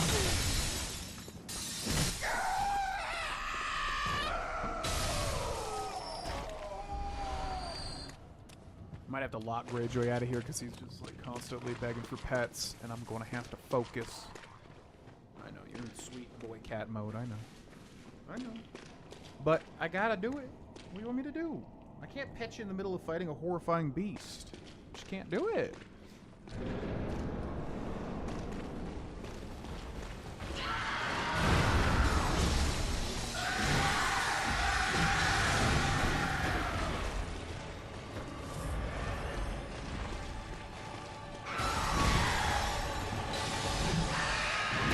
There, the gallop.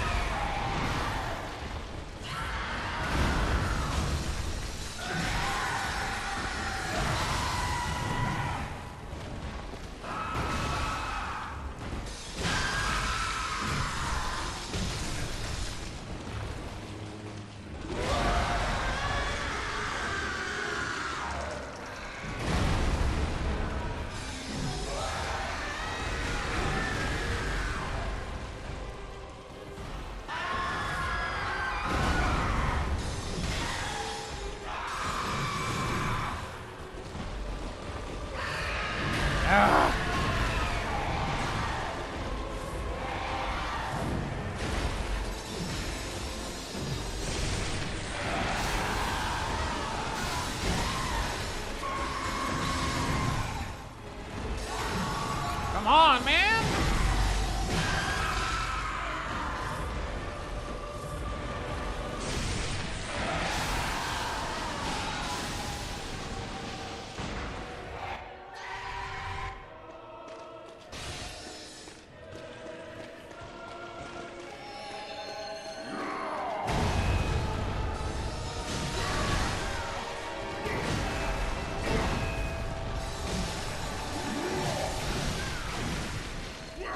How do I manage to get hit by every single sword swing, every fight?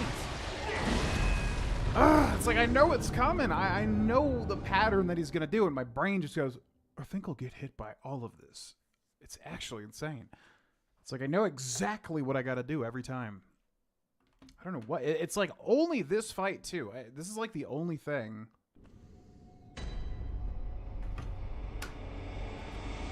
In a lot of Bloodborne / Dark Souls where it's just, I don't know why this one messes me up so bad. It's so weird. What's up, Vinny? Hey, yo, what up, Hey, yo, what up, Vinny?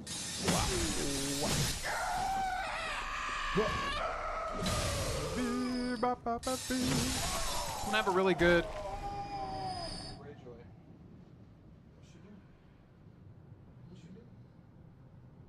Oh, meow. Wow. Very unique, meow. Yeah, I just want to have a clean, confident fight, and I think we'll be good. It's just there is a bit of RNG, a little bit of uncertainty here. Let's go. Come on.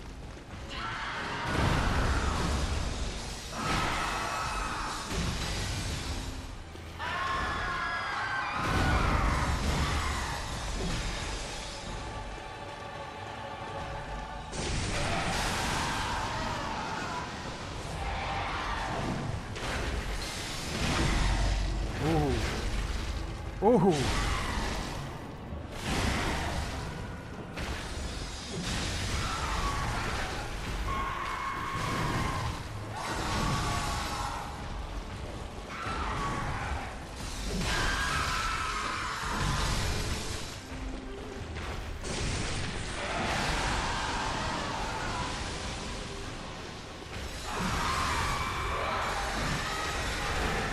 How are you not in phase 2, man?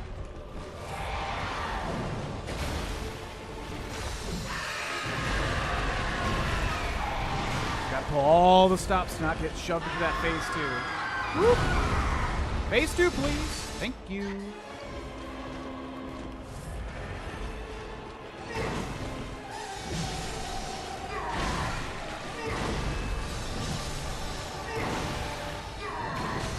How? God, how do I always get hit by this shit? Alright, there's an item up here, I believe. Yep.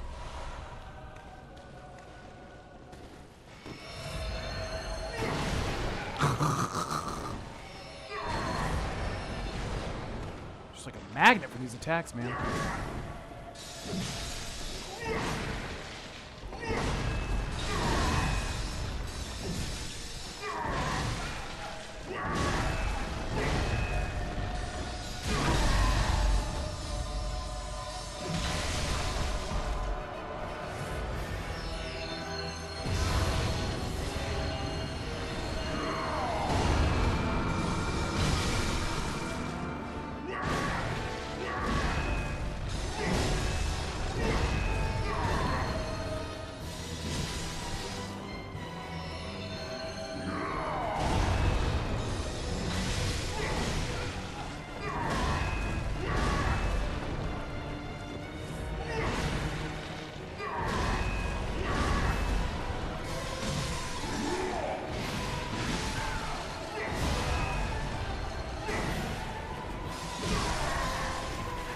Alright. Yeah, still a little messy for that second phase, but... yeah, let's try dodging them until we're killed. Ba ba ba ba ba ba ba ba ba ba ba ba ba ba.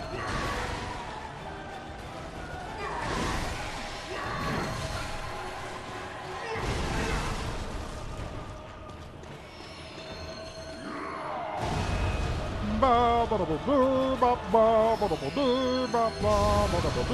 gotta remember when he raises his sword up to dodge the initial blast.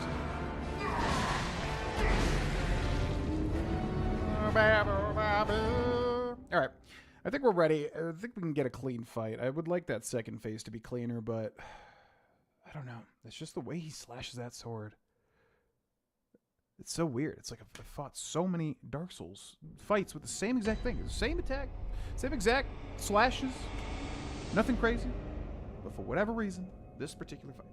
All right, I'm going to guide this boss now, folks. So I will see you once that is concluded. Also, I got to get Greyjoy out of here because he is doing the thing where he's stalking around the room and begging for pets every 3 seconds, which I appreciate. However, Daddy's got to focus. So I'll be right back 1 second.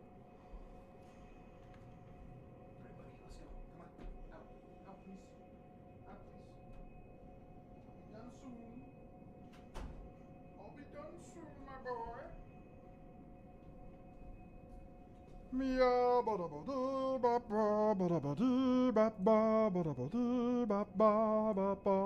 right. See you guys after the guide. 1, 2, 3, exit. Hey, it's me, GV, and welcome to a boss guide for Bloodborne, ladies and gentlemen. This is the first DLC boss, Ludwig. And boy, oh boy, in my opinion, it's either this boss or the final boss of this DLC that is genuinely the toughest boss in the entire game. This guy is really rough. The first phase, actually, if you know what to do, not that bad unless you get a horrendous pattern.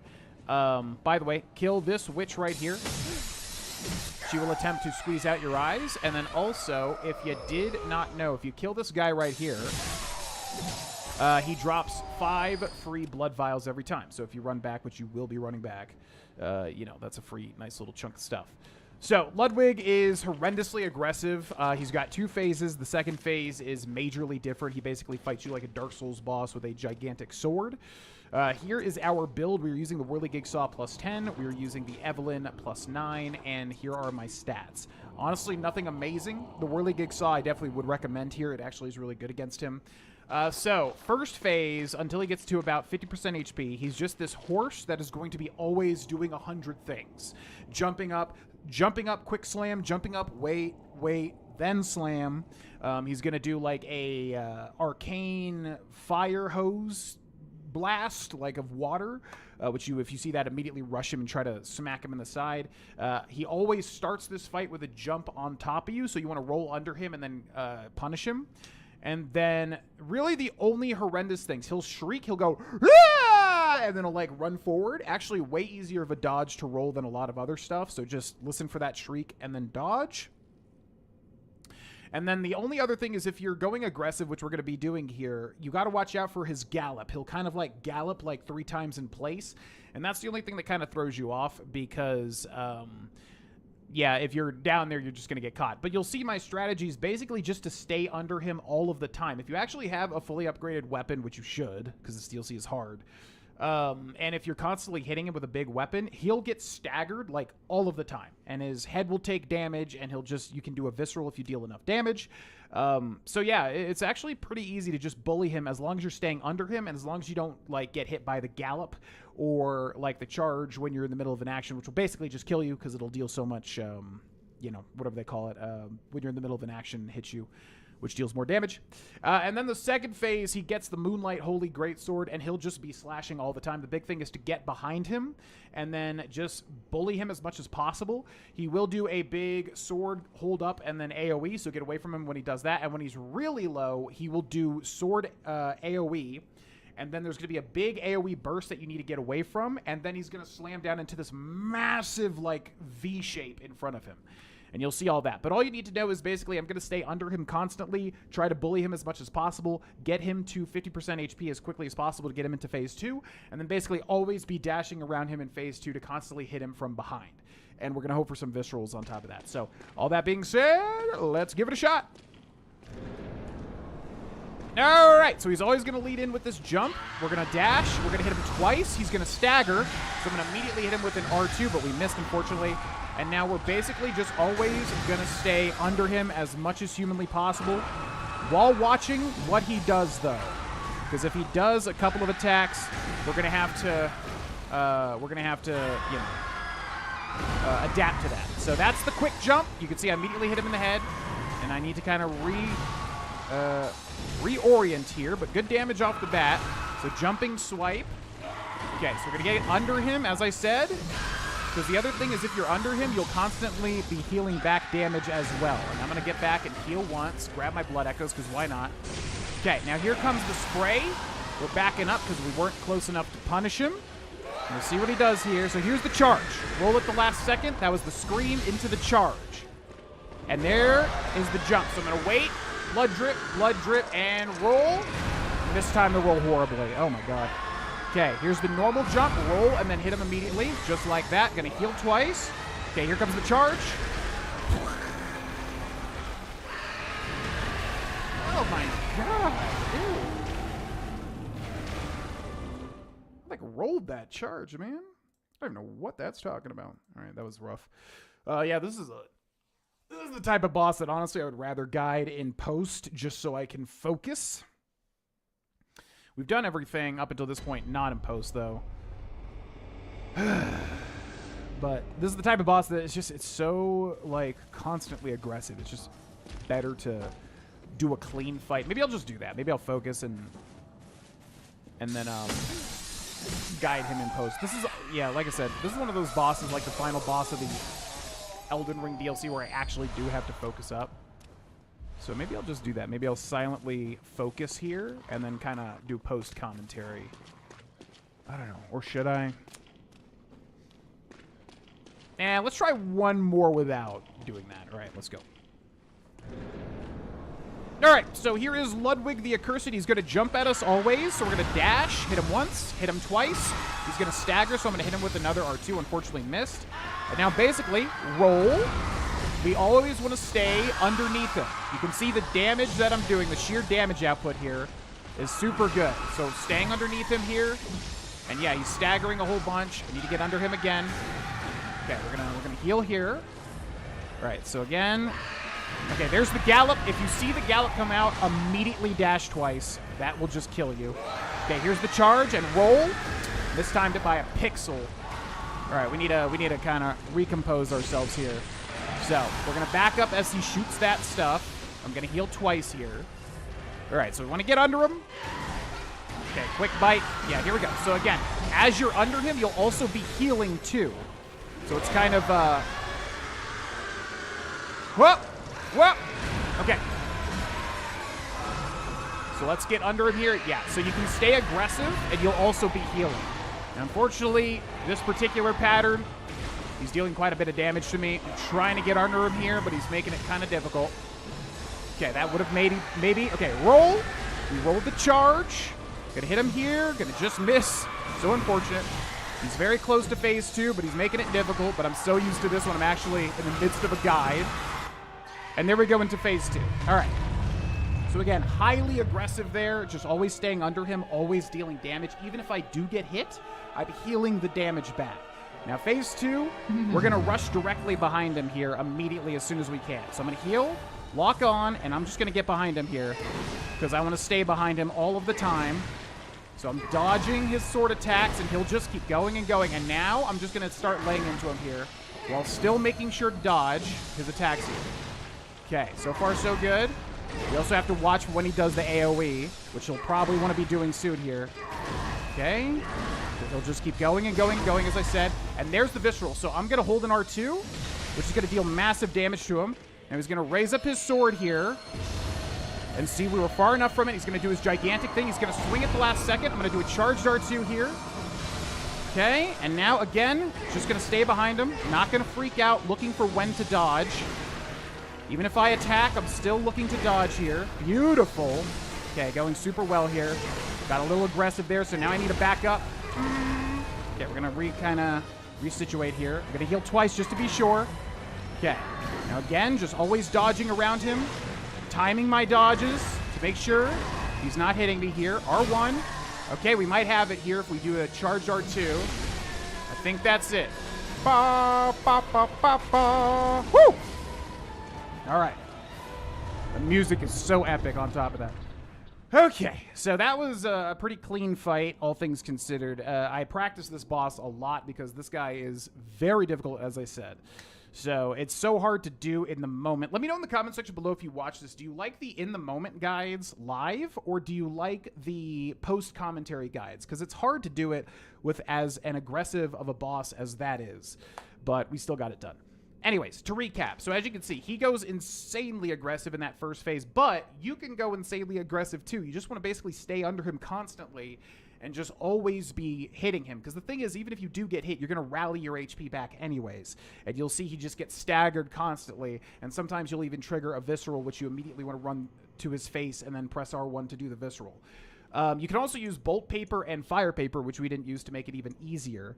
And then, yeah, really, if you're staying under him, he's not going to hit you with most of his attacks. The things you have to watch for is the jump and immediate slam, or the kind of brace and then jump to where there's going to be like blood, blood, blood, fall. And getting that timing down is really tricky. But if you can do it, you can actually roll the fall and then immediately hit his head when he falls down. But yeah, if you're staying under him, the only things that's really bad on top of that is the charge. You'll hear him go like, whatever, and then charge, which actually is a way easier roll than a lot of other charge attacks in the Soulsborne series. And then also the gallop. If he kind of starts going crazy, like I said, immediately just spam roll and get out of there because you will just get killed by the contact damage. And then, once you get him to 50% HP, yeah, you just want to constantly rotate behind him. Always be dashing. Just time the sword swings. If he comes down for a swing, dash. And just constantly be dashing around him, because if you hit him from behind, he's not really going to be able to do much. And then, yeah, he'll raise his sword up when he has a decent amount of HP. He'll do a little AoE, so just don't stand near him when he does that. And then when he gets super low, he'll do his big, massive attack, raise his sword up. You have to be away from it, because it'll do a in the air AoE. The first version is just on the ground. The second version is a big in the air AoE. And then he'll just charge this massive slam, and you want to be behind him no matter what. And just keep in mind, he's going to turn a little bit at that last second to try and hit you. But if you're behind him, you'll be able to bully him. So, very difficult boss. One of the toughest bosses in literally all of Soulsborne. But I love this guy. He's so hard, but he's so satisfying to beat. Hope this guide helps. Subscribe for more, and I'll see you next time. Bye!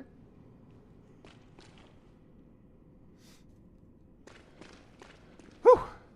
Okay, that felt good.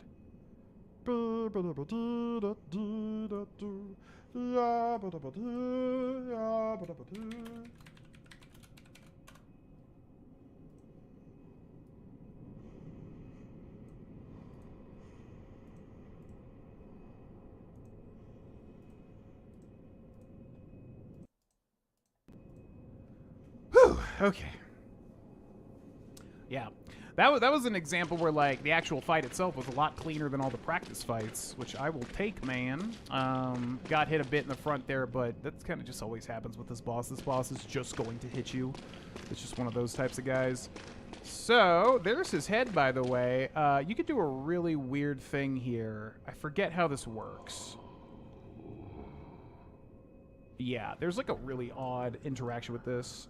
What's up, Gamer Life? Welcome in. What's up, Kate? Hello, hello. Y'all are just popping in as soon as we got Ludwig guided here. Yeah, that was a good fight. I'm happy with that one. Okay, let's look up Ludwig Bloodborne. There's like a really weird interaction with him, and I got to remember how to do it.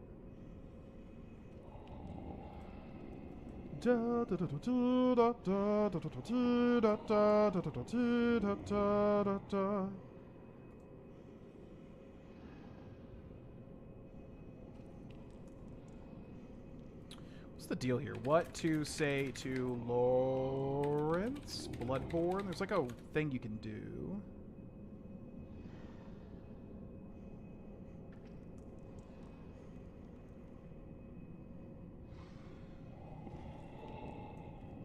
Lawrence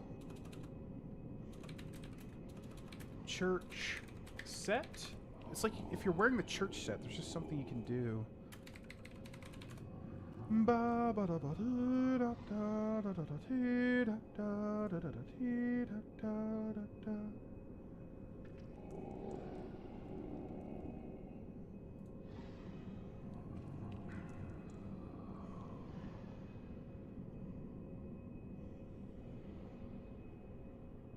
His theme song is in Latin, as it was confirmed by the YouTuber Antonius Tertius. Oh, interesting. Seems to be weak to physical, then arcane, then bolts.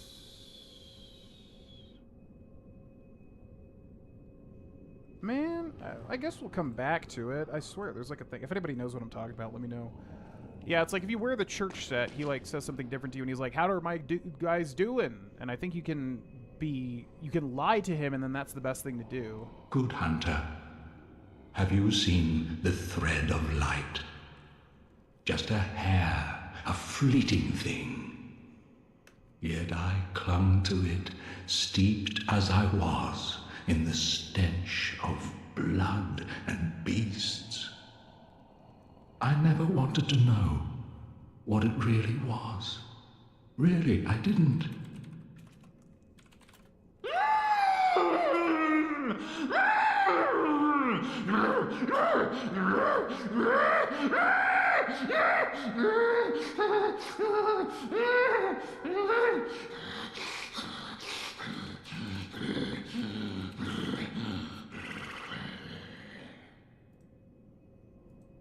Yeah, all right. Okay, now I realize it's because I was calling this guy Lawrence. This is Ludwig. There's 2 L bosses in Bloodborne. Yeah, that's why I wasn't figuring it out.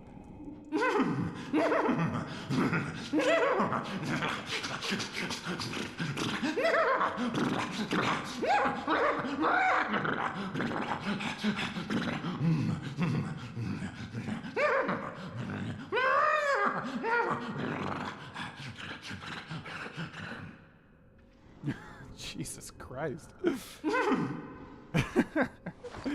Okay, yeah, so wearing the church set does change what he says. So we're going to put on the black church set. I think you just need to put on, like, one or the other, basically.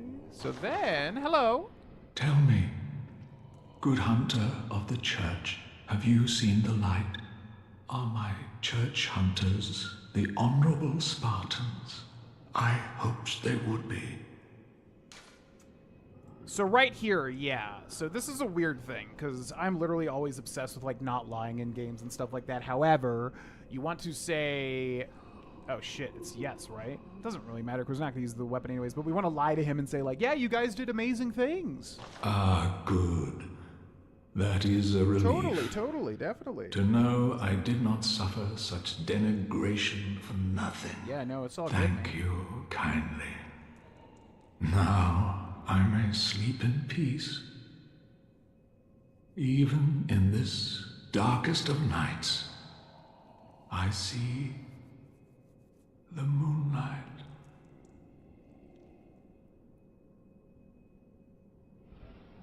Yeah, so if you lie to him that they did good shit, he basically drops the Holy Moonlight Sword, which, if you don't know the importance of that scene, the Phase 2 scene, basically, there's always a Holy Moonlight Sword. I think it's called different things, but this has been a From Software thing since King's Field, I think is what the game is called. It's in Demon Souls, and it looks sick as hell. It looks like a big Jolly Rancher popsicle.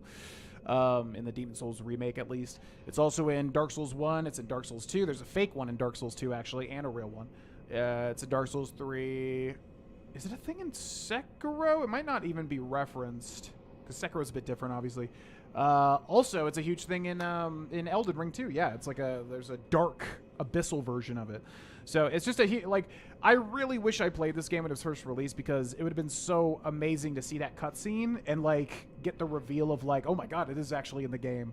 Because we didn't have it in the base game, but I played Bloodborne way after it originally came out. So, anyways, that's what that is. I tried using this weapon once. It scales with Arcane, as it usually does, magic, intelligence in the Souls games, and it didn't seem good at all. I remember we were trapped on the final boss with this weapon, and I just could not make it work. So, it's cool, but I don't know if it's good. But anyways, that's how you get it. You have to lie to him, and then I think we kill him. It doesn't really matter.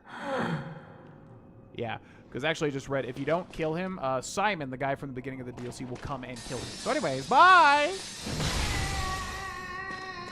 Oh, you didn't actually die. Okay, bye! Wait, did you die? Still alive? I saw his health bar, but it wasn't done. Okay, assuming you're dead. Goodbye. Yeah, anyways. One of the toughest boss fights in the entire game.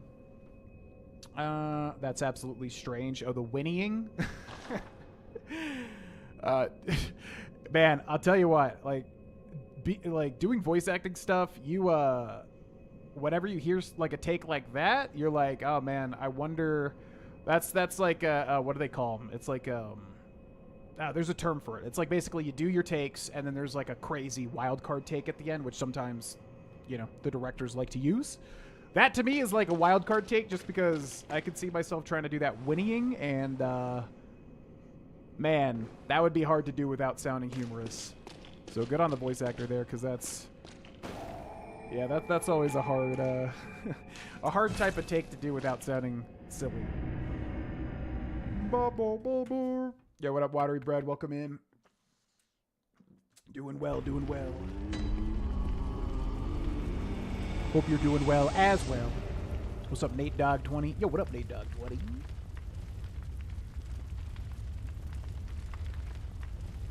Alright, so for anybody just popping in, we are guiding Bloodborne. I probably won't be going on too much longer.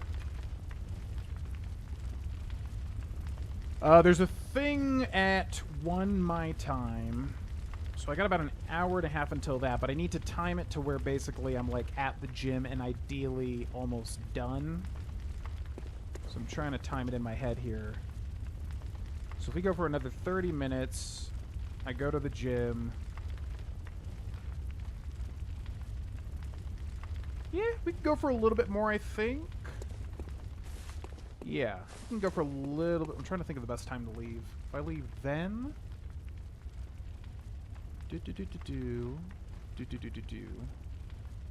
Yeah, we may just not stream later today just because this might be a longer stream than originally intended. Yeah, I think we can go for a little bit more at least.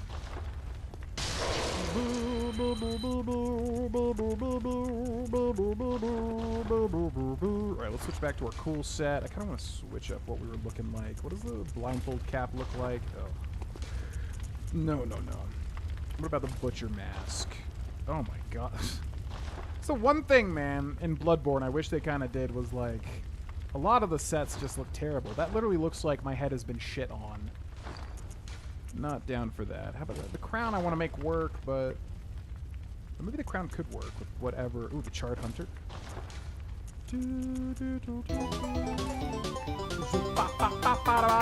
Nate Dog 20 coming in with a tier 1 sub for 74 a month. Oh my god, 74. Thank you very much, Nate Dog, and thank you so much for all the other support you've done over the years. I really appreciate it. Don't you think for a second I don't know about it. Thank you. And welcome in. I'm going to do a Bean Boozled for you in a second. I just got to pick out a good... Ooh, that looks cool. Ooh, I kind of like this. Yeah, let's roll with that for a little bit. Let's see if we switch it. Alright, let's go see if we got any blood gems. Remember our conversations many, many years ago about voiceover work. So glad you took the plunge. Proud of you, dude. Thank you, man. Yeah, it's been, honestly, the big thing to me was, like, you look into it, and especially with AI, a lot of people... This is a really important thing to say to anybody out there that might be impressionable here.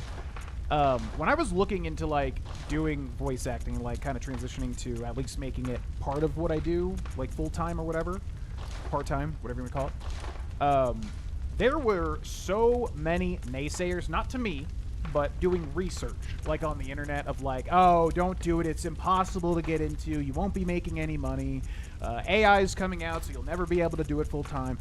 Do not listen to any of that garbage. That shit was not at all my experience, and I hate how much of that shit that I read before I decided to do it. And that was a big reason why I didn't take, like, the plunge to actually start it for a long time, because you'll just read constantly, like, it's impossible. You'll hear actual, like, cemented voice actors say that, too. Not true at all. Not true at all. I would say if anyone out there, whether it's voice acting or whatever, becoming a professional singer, whatever the hell you feel like doing, if you truly think in your mind that you can practice to the point where you're really, like, you're good at it, and you can offer value to whatever industry or whatever, you know, thing you're doing, whatever, just do it. And do not listen to naysayers. Again, nobody naysayed me, but I'm saying, like, doing research as to, like, would it be a smart move to, like, start it, especially with the rise of AI. Everybody and their mother would tell you no. And my experience has been so positive, and I cannot stress enough. Do not listen to that shit, because in a universe where I would have listened to that shit, like,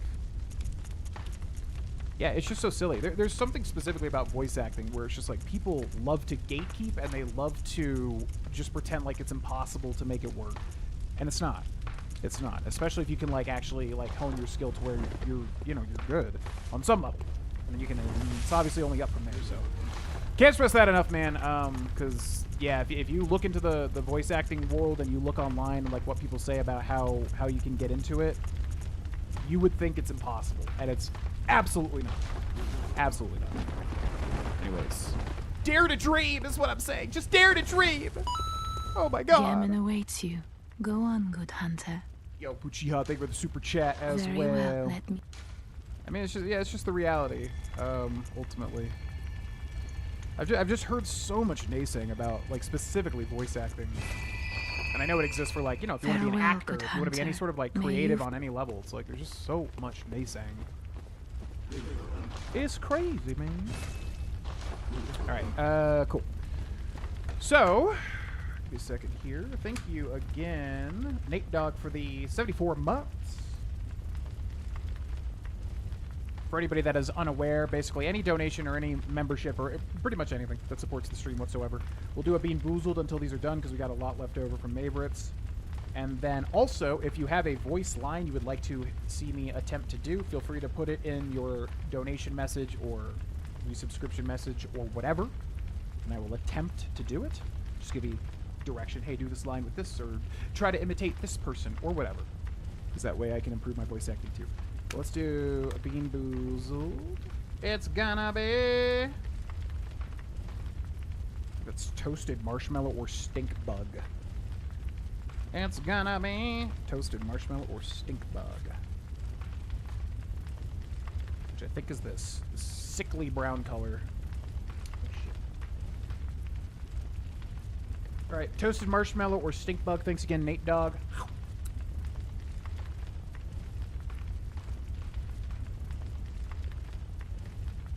I mean, it's stink bug. I can't tell if these are just old or what, because like the first ones we were doing were full flavor. Now some of these just don't even feel like they really have half their flavor. It's gross. Don't get me wrong. It definitely tastes gross, but I can't tell if these are just too old or not. They might be. Because yeah, that one almost tastes like liver and onions that we had yesterday. Disgusting. The whirligig saw, it's a great weapon. Yeah, it's true. A lot of miserable...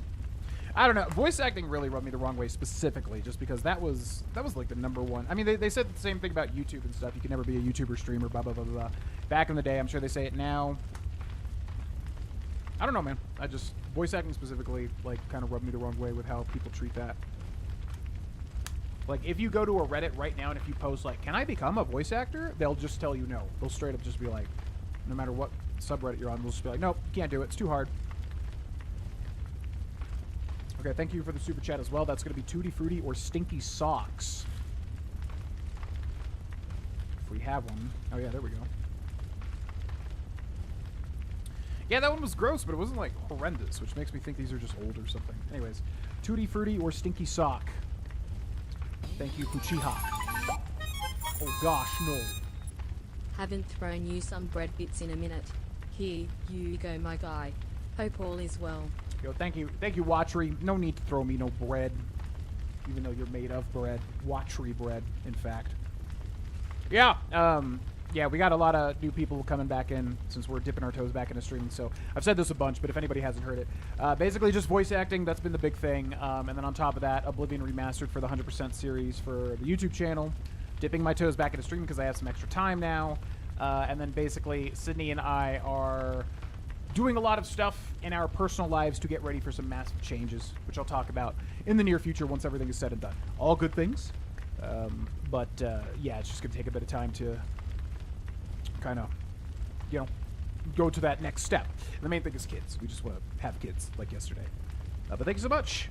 Thank you, Puchiha. Here's this one for that.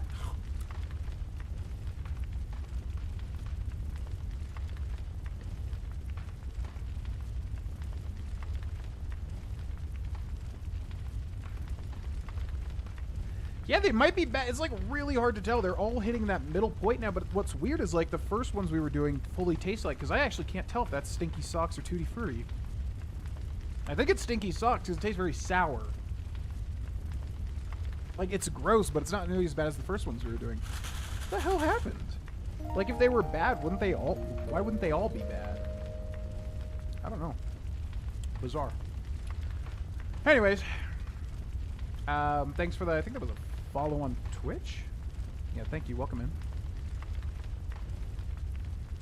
Jacksepticeye does voice acting in streams. I don't know why anyone would say that. It's a gate-kept job. It's one where the people that have done some level of, like, made it as a voice actor, a lot of them, not all of them, because voice actors are typically very cool, but a lot of them will want to gatekeep, not... They'll try to tell people, oh, it's too hard, you can't, it's so hard, you can't... I'm a really cool voice actor, I could do it, but you, nah, you can't do it. I don't know, man, there's a lot of sentiments. I think, honestly, if you're just good at it, you can do whatever the hell you want. And I think I have a natural talent for it, but also it's way harder to really get good than you think. So that's currently what I'm doing, is trying to get better. Really need to work with a voice coach, honestly, but in time. Subscribe to your first tier Patreon the other day. Thank you. Enjoy the Nuzlocke. There's a Nuzlocke going on right now on the Patreon that is, in my opinion, very good.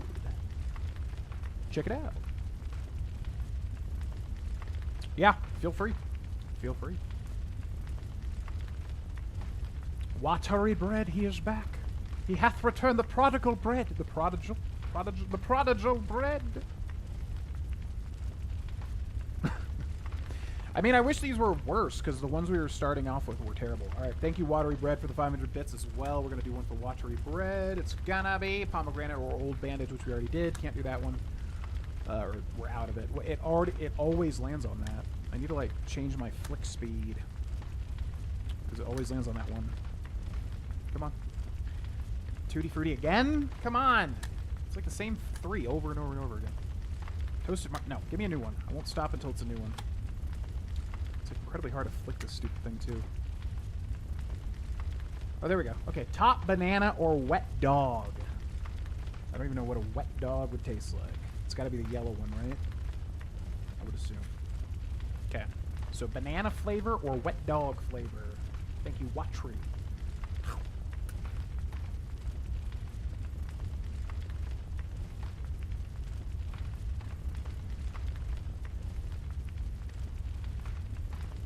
I don't even know what... I don't even know, like, what... I mean, I'm assuming that's wet dog because it tastes bad, but I'm like, I don't know how in what world that's supposed to taste like a wet dog. I mean, it kind of tastes like musty. I don't even know how to describe that flavor, man. That is bizarre. It's like a musty, kind of like almost vaguely chocolatey. Yeah, I have to assume these beans just went bad and now the flavors are all wonky, because these don't taste like what they're saying they do, and when they taste bad, they almost just taste like something entirely different. It almost tastes alcoholic, too. It's like an alcoholic, musty chocolate. That's the best way I can describe that.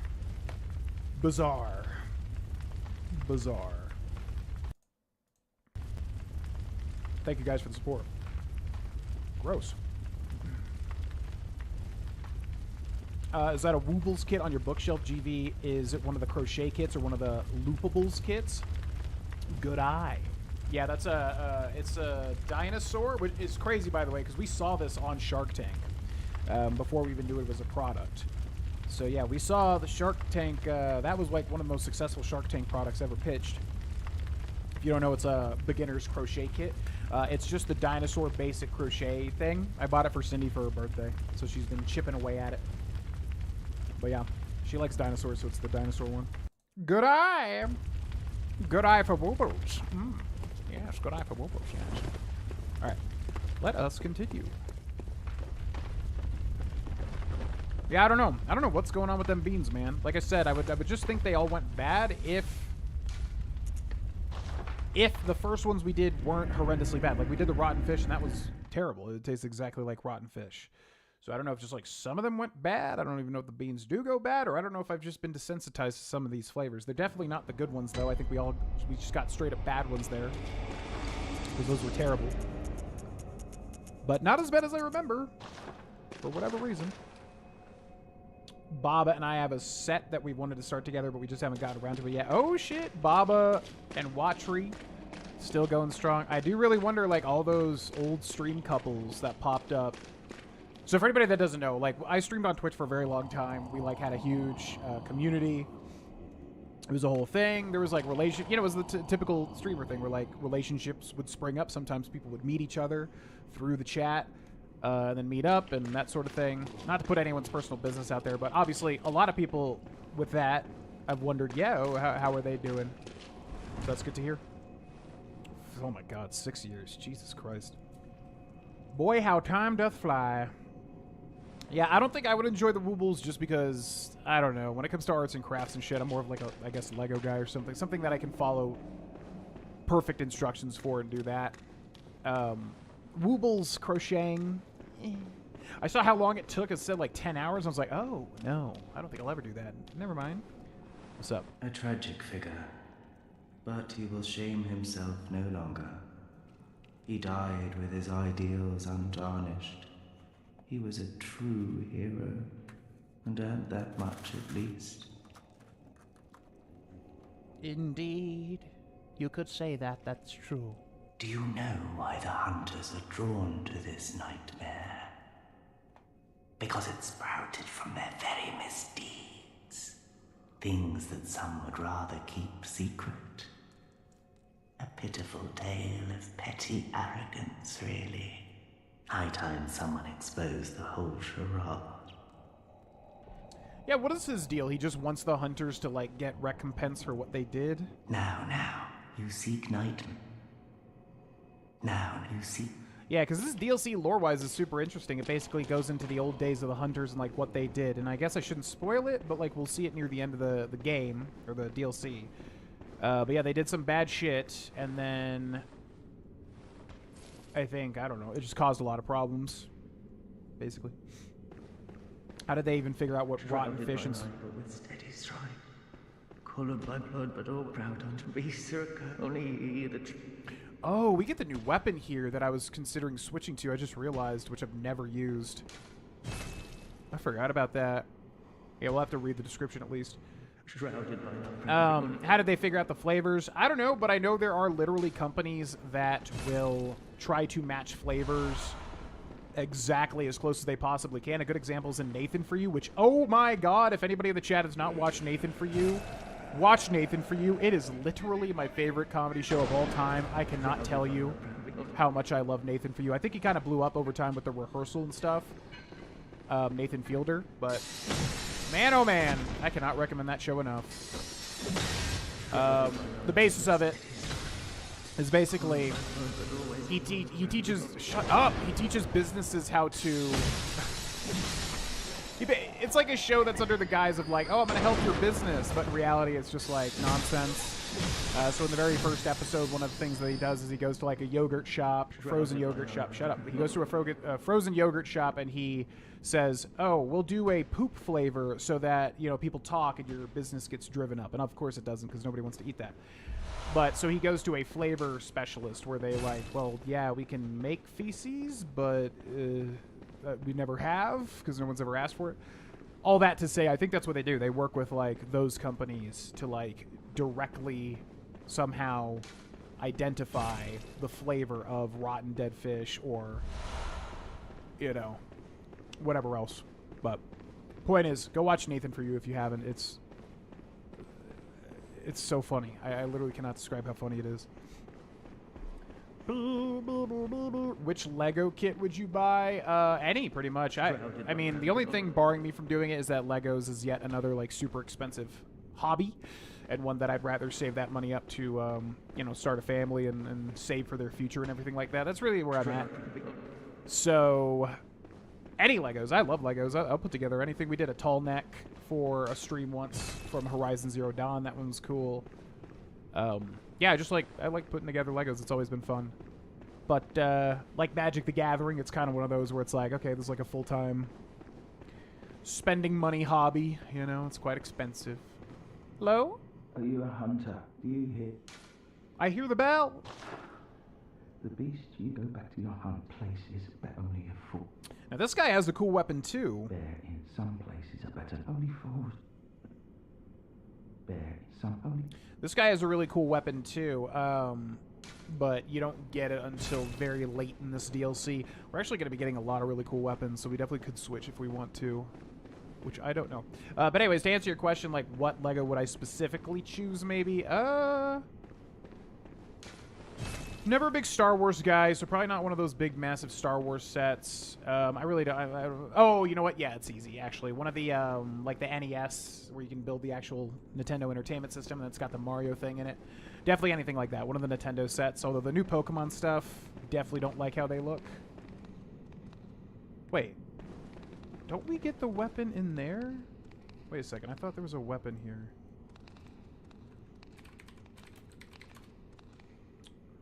How do you get this? Found in the research hall? What?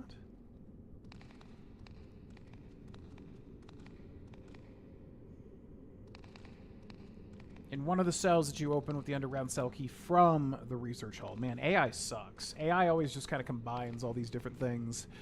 Okay, so you go to the research hall, you get a key, then you have to come back here. That's what I thought, yeah. So I might switch to that, so we'll have to keep that in mind. These rats look so weird. Yeah. Yeah. Whoop. Yeah. Yeah. Yeah. Thank you. Bloodstone chunk. We're looking for the Blood Rock. I'm trying to remember where that is in the DLC. Speaking of things for introducing us, how go the voiceover projects? Worked on anything fun that you can disclose lately? Yeah, no problem. I mean, obviously, you know, if it happens, it happens. I don't really have any say in it. Yeah, voiceover has been going good. Basically what happened was, like, as soon as I started voice acting, I started auditioning for tons and tons and tons and tons of stuff, thinking I might get just, like, a few things here and there. I over-auditioned, because then I got cast for more things than I ever would have thought, which I know sounds like bragging, but I'm just saying it's a good thing if you're getting into voice acting to not over-audition, because it's extremely exciting and fun. And then you realize, oh shit, I got cast for these things. And then you don't even realize how long a lot of it takes, which if you get cast for something that's especially long, you know, now you're kind of screwed because you're a part of all these different stuff. So that was cool, but also extremely stressful for a while there. And then with the personal stuff that we're doing right now, I basically had to dial it way back.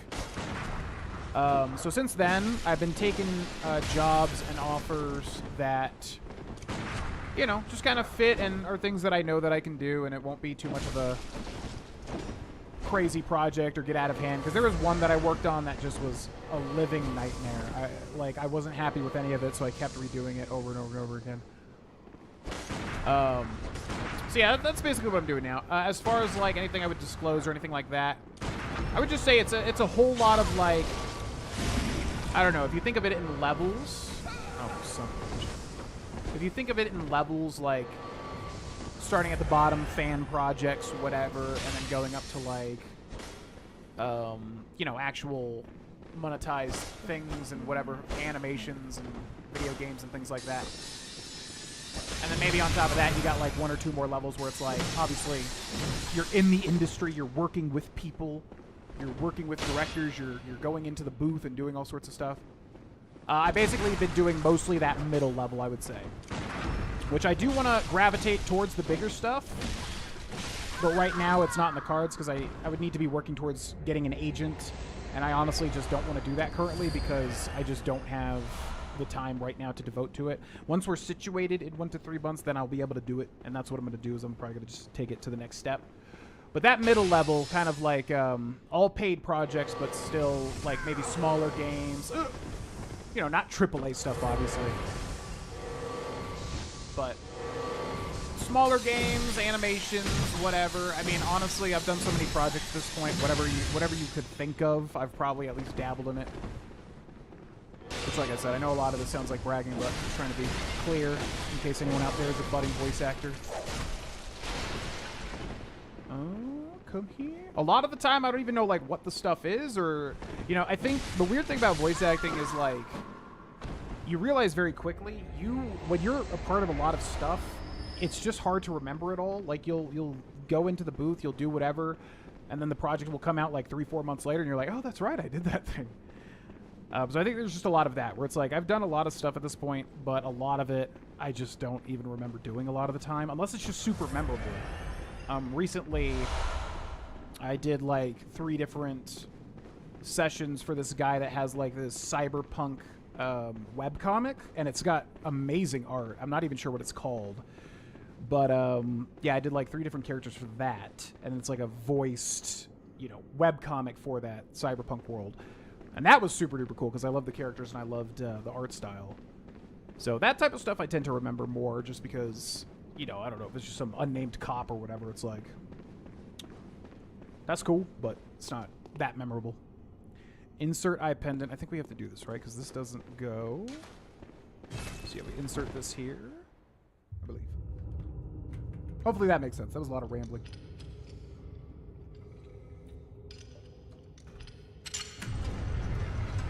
Feeling frisky, might play with some Legos later.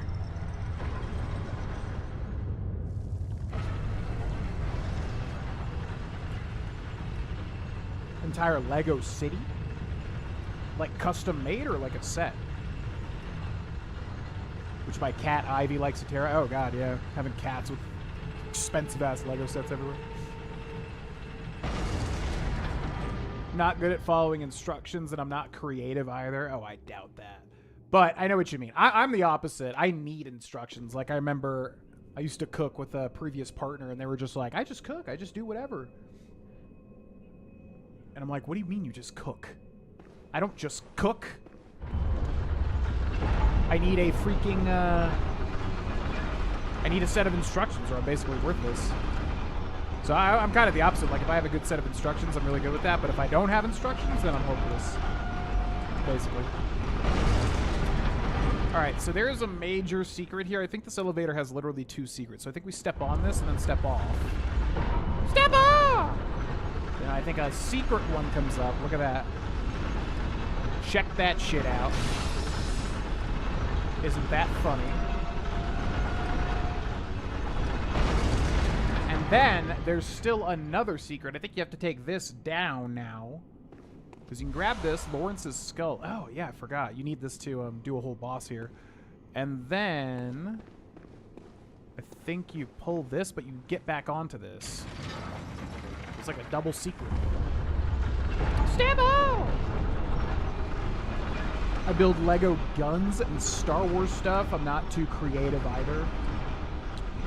Yeah, I would say I'm creative, but not in like that way. Like building Legos without like instructions is definitely not my thing. I much prefer to have a set and like build a thing. Just putting random Legos together. I don't think I'm creative in that way. I think I'm creative, but I don't think I'm creative regarding that, if that makes sense. Okay, so church cannon. Oh yeah, I forgot that's where you get that. When we go back up, step out. Yeah, for sure. I'm gonna be honest. A lot of the stuff. One thing that I kind of regret is that I didn't really keep track of, like, the names of projects and things like that. I do have, like, a lot of the finished audio still on my computer, but a lot of the projects, I legitimately, like, don't even know what they're called, which sounds terrible. So, yeah, I'm not even sure. There are things that I could link to. But, yeah, the vast majority of it, I think part of it is, like, I'm such a perfectionist. If I'm not, like, literally like, oh, that was amazing, I just tend to like do it and then I just move on from it because I'm definitely still in like the learning portion, you know, so it's like, I don't know, until like every single line that I deliver is so good, I'm just like, that's quality. I guess I just haven't paid attention. I kind of just do them and submit them and then move on. But yeah, there's some stuff that I'm aware of that's like finished. A lot of the stuff just is honestly still in production. Like, that's the thing, too, is, like, a lot of the stuff takes so long to complete that a lot of it's still in the works, even though I did this, like, months and months and months ago at this point. Step out! Did you close the Discord? I noticed it wasn't showing up in my Discord anymore. If you are a member or patron, you should have access. However, currently, I am thinking about opening it up to everybody. Basically, when we did the Patreon overhaul the last time, I made the Discord patron and members. So if you are a patron or a member on YouTube, you do have a link to it if you check the tabs or whatever, like where it shows all the stuff. As far as Twitch subscribers, there's no way for me to directly... I think there is still a way you can join though, because we definitely have Twitch subscribers. Anyways, if you're subscribed, I'll just send you an invite. So let me grab that real quick. Yeah, and basically, if anybody lets me know, I'll just obviously send you an invite. But I might just open it to everybody now that we're streaming again, just so people know when I'm live. Step off! Step off!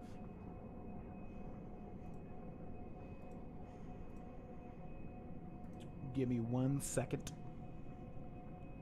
And yeah, if you're a patron, definitely check out the Patreon channel because there is a Nuzlocke going on right now, which has been a lot of fun. Step off.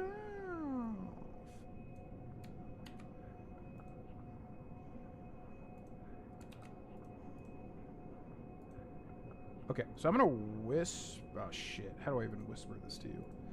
I'm not even on Twitch right now. I'm literally on Twitch, but I mean Okay, so if I click you like this, I should be able to whisper ya. Okay, so I'm putting a link in your whispers, Nate Dogg. And like I said, if anyone's a member or patron or Twitch subscriber or whatever, just let me know or shoot me a DM wherever. Twitter works. And I'll make that happen. Okay, so now we got the research hall, one of my least favorite places in the entirety of Bloodborne. The research hall, but if we can find the key, that would be good, because I want to get that weapon, maybe. Laboratory floor 1. Does not open from this side. Yeah, Lego kits, Magic the Gathering, which I've gotten into recently, they're so expensive. Like I said, right now I'm just any extra money that I have, I want to save up for a family. So it's tough to kind of, justify those purchases. Don't get me wrong, if I had unlimited money, for sure, I'd probably be buying a lot of Magic decks, a lot of Legos. Oh, sorry. Didn't mean to kill you. Yeah, sorry, I didn't see your eyes. No, sorry. What's up, Sarah? That's why I haven't gotten into Legos, because it's so pricey. Yeah, exactly. Yep. It's already expensive enough, even going out and enjoying a nice dinner now. It's to add expensive hobbies on top of that. Like I said, I would love to, but times are tough, you know what I'm saying? Okay. Hello. Hello, little guy. Thank you. Thank you for the chug. Let's go grab that item in the middle. Yeah, actually, it's insane that there's no mimics in this game. It would have been a literal perfect game for mimics, in my opinion. There's got to be a reason they didn't add them. You know? Not that they need to, but it's just you could add an Eldritch mimic, you know? It'd be so cool. Halo Lego sets? Those are Mega Blocks, right? Because didn't Lego not get the... I think Halo was one of the biggest Mega Blocks IPs that they had. That and what was it, Transformers or something? Oh yeah, for sure. Yeah, let me grab you. Step off! Step off! Where you at? Yeah, if you are a patron, if you look through the posts on the Patreon page, it should have all the links to everything. I know it's confusing currently, but Vishpa. There you go. Yeah, if you are a patron, there's if you go through the post list, it has all the perks and benefits and everything. What I need to do is just make one big master, pinned post that has everything, including the old save files and all that stuff. That would be the way to go.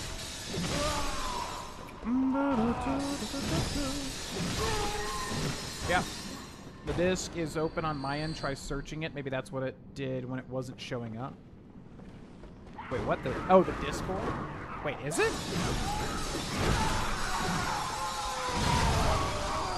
The Discord should not be open. I mean, if people can join, whatever, but The Discord right now should only be for members and patrons. But if you ever join, you have it forever. So maybe you just, that's what it is?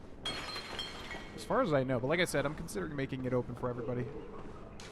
Patient room floor too. As long as the patrons and members wouldn't get mad at me for like making it not exclusive anymore, you know? Step on. What's up, Spirit Fan? Ow. Spirit Fan was witness to my epic Magic the Gathering victory last night in our Commander pod. Were you in just utter awe, Spirit Fan? Patient room 4-2.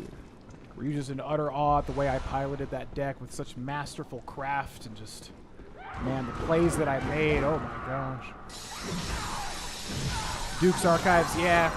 Yeah, it's quite similar. I hate this place. It's not that bad as far as labyrinthine Souls areas go, but it's also very labyrinthine. It's one of these places that has like 50,000 locked doors that you slowly can make your way through. Got a job interview? Yo, congrats. Best of luck. Just be yourself, unless you can't really be yourself because you're in a professional setting. Then don't be yourself at all and just lie. Just be who they want you to be. That's what you gotta do. You just gotta lie. But yeah, congratulations. What is the liquid increasing that fountain? Well, it was poisoning me. Lore-wise, I have no idea. I'm gonna be real. I have no idea what goes on in this lab. I am very bad with the lore. If anybody knows, let me know. Gonna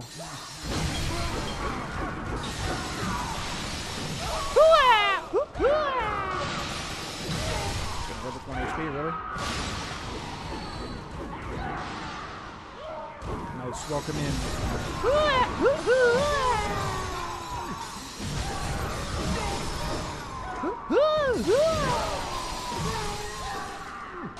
I'll kill every last one of you nasty men. Every last one of you.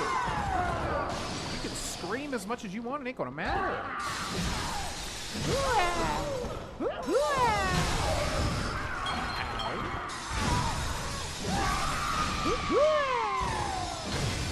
I think they're throwing like brain fluid. Oh god. Oh no. Okay, guess we're doing this now.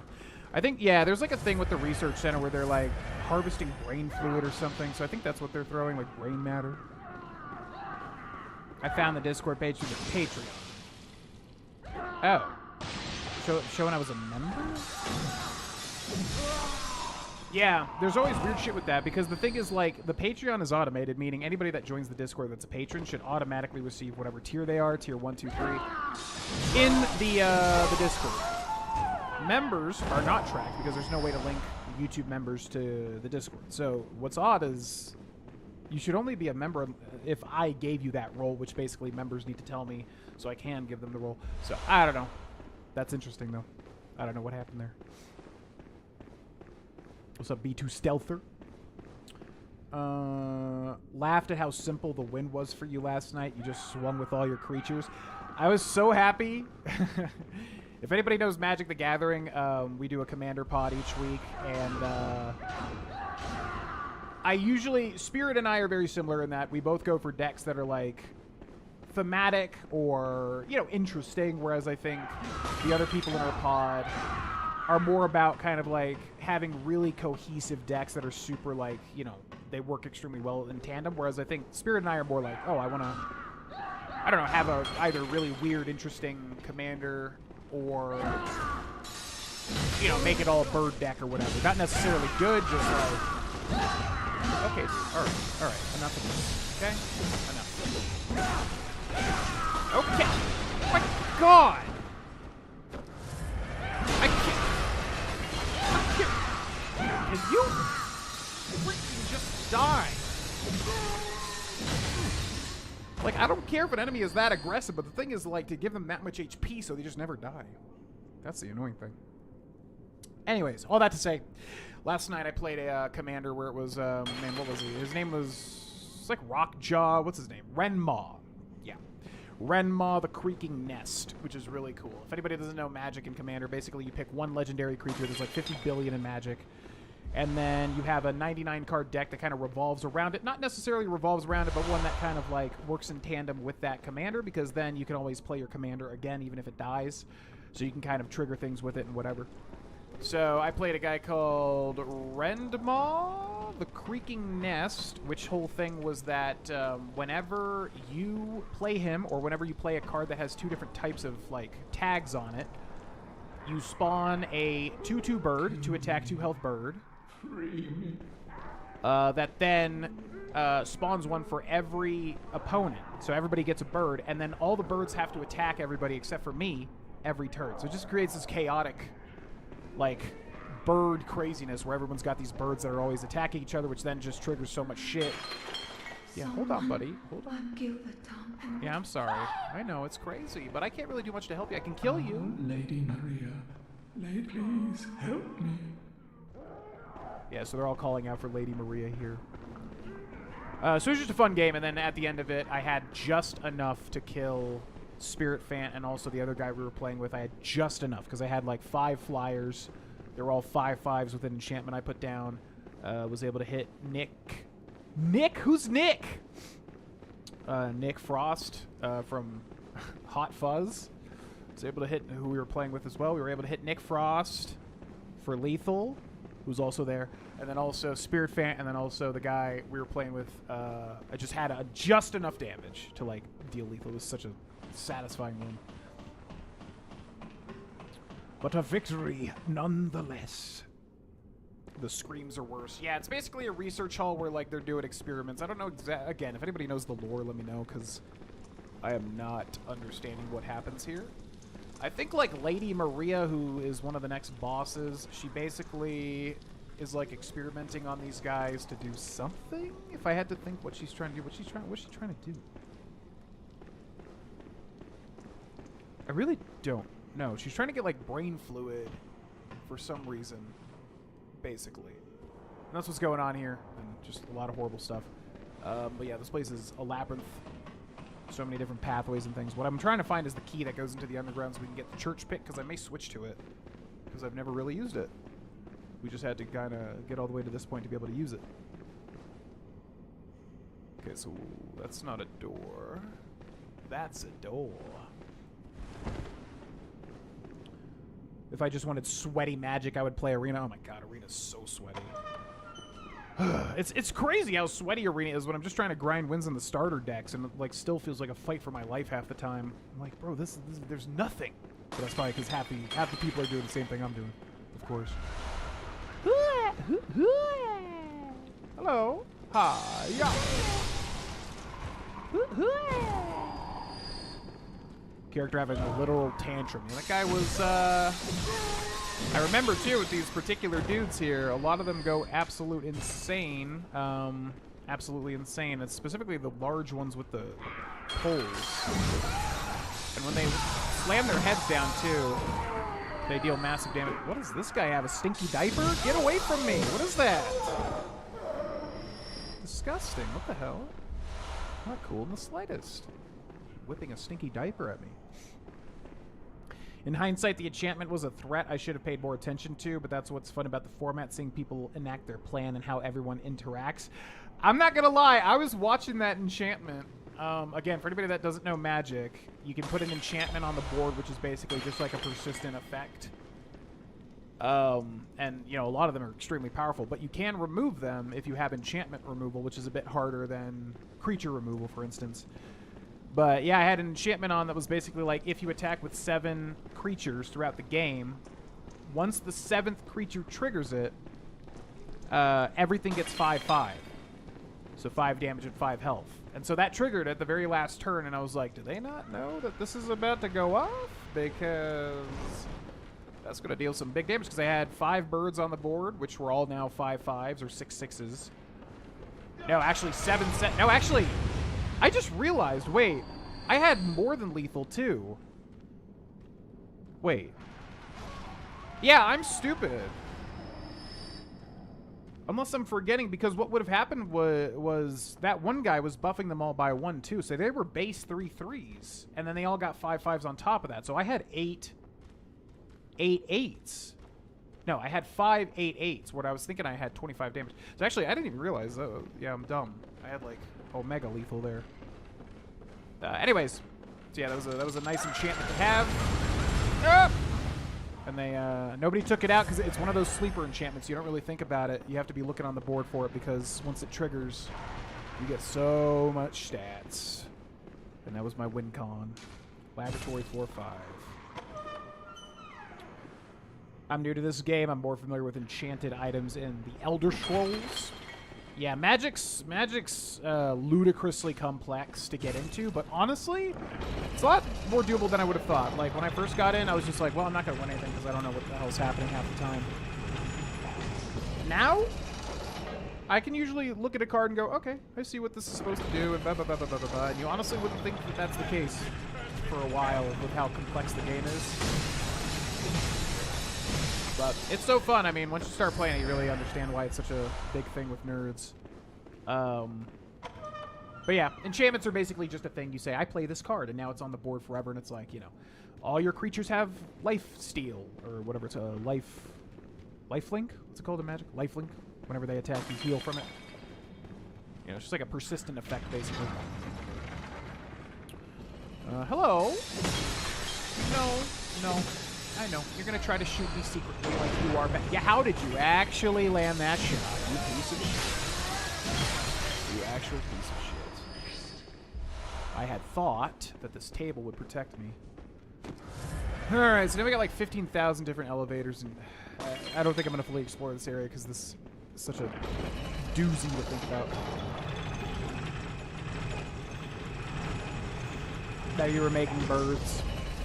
Yeah, because I wanted to play Group Hug, which again, if anybody doesn't know Magic, Group Hug is basically like you're helping everybody throughout the game, but then really you have a secret win con, which very early on I knew. I was like, before I knew anything about Magic, I was like, so what do you mean you're helping everybody, but meanwhile, you know, you're working towards your own, you're still trying to win, you're just doing it in a more roundabout way. And that's what Group Hug is. So I was trying to play that for the first time last night.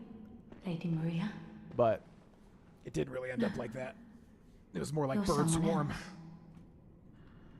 Yeah, what up? Please, could you do something for me? What you need, babe? I need brain fluid.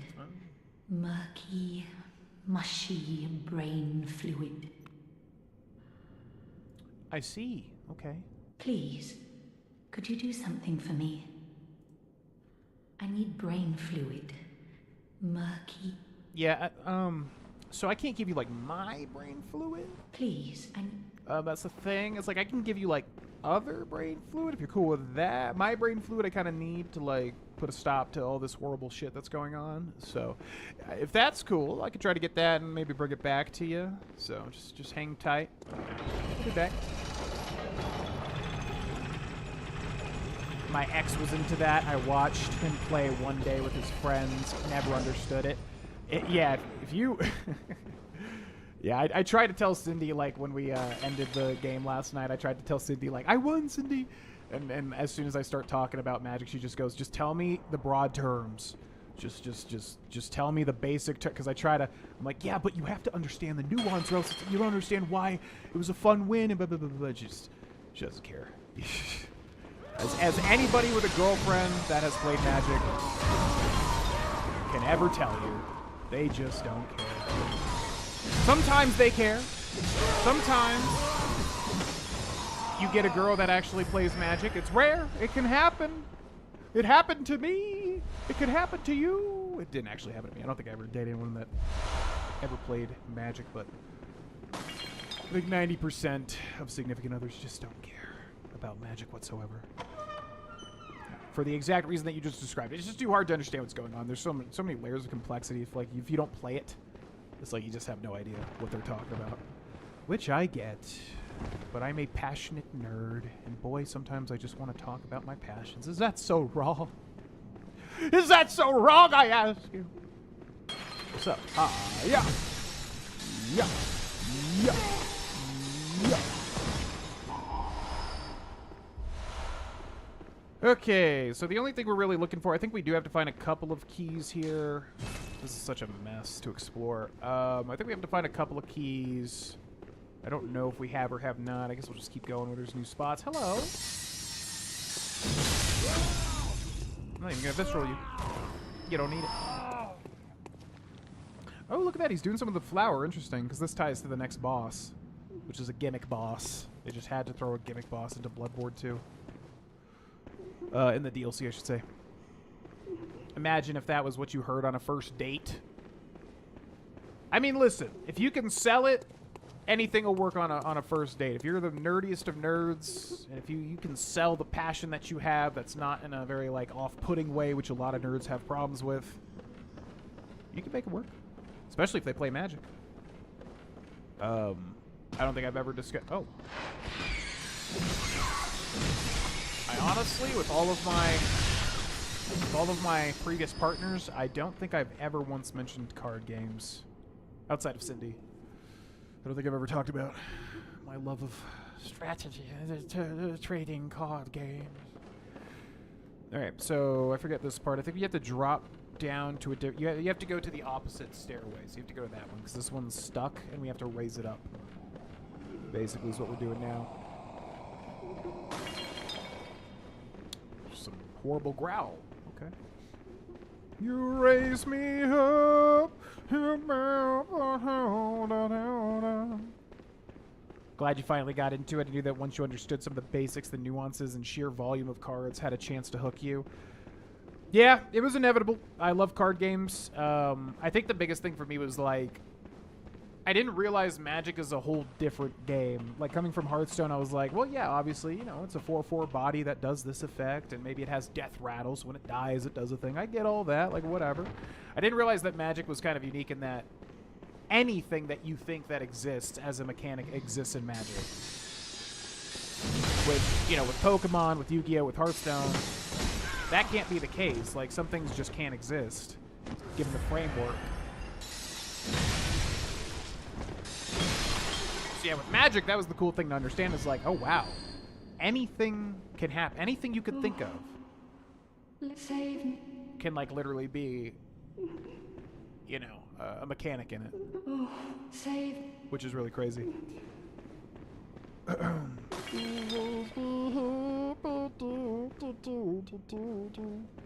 don't mind nerds; they're pretty cool. I knew some in school. Oh, when I'm talking about nerds, by the way, I mean me. Like, I'm full on a nerd, you know, but I think a lot of the stereotypes with nerds are obviously just like, I think a major thing with nerds that sometimes turn off people is, yeah, thank you for that, is when they're, like, overly passionate about their interests, but then they don't know how to involve the other person. This is like a very common thing where it's like, you know, Magic the Gathering, for instance, like, you could be super duper into it, but you need to have a conversation with somebody as opposed to just eschewing nonstop information and not involving the other person. Great example, we went to our local game store and we played some Commander for Magic, and this guy sat down, and the guy otherwise was super cool. I really liked him, but I just mentioned... Are we dropping there? Where do we drop? So I think we come up here. We have to, like, drop on... Where is it? Oh, this place is such a nightmare. So we have to get over to that side, it looks like. I had met... He had a, Emrakul playmat, which is a really cool alien, a really cool alien entity in Magic the Gathering. It's like this gigantic mothership creature. It's just crazy. It, like, does all this shit. And I really like Emrakul because it's so insane. So I mentioned to him, I'm like, oh, you got an Emrakul playmat. That's Emrakul. And then he was like, yeah, man, I really like Emrakul. And then he just went on about the lore, never ending. And he just would not stop. And I'm just like, I'm new to the game. I don't... Now you're putting me in the situation where I have to nod and go, oh, yes, I know what you're talking about, for like 80% of the stuff which is going completely over my head. And that's what I'm talking about, is like sometimes it's really good to be passionate about things, but you have to, like, have a conversation. You can't just, like, diarrhea out your mouth about all your nerdy interests and just never involve the other person, or, like, take a breath, because he was just, like, overloading me with Emrakul lore. And it's like, hey, I want to learn about this, but not in this way, because this way is overloading me and I can't focus. So I guess that's what I'm trying to say. Okay, we drop down. Oh, no.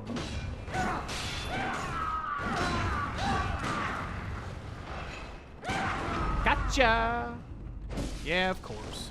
One of the most annoying things about Bloodborne is like when you successfully parry, but they're on a slope, so you just can't capitalize on it.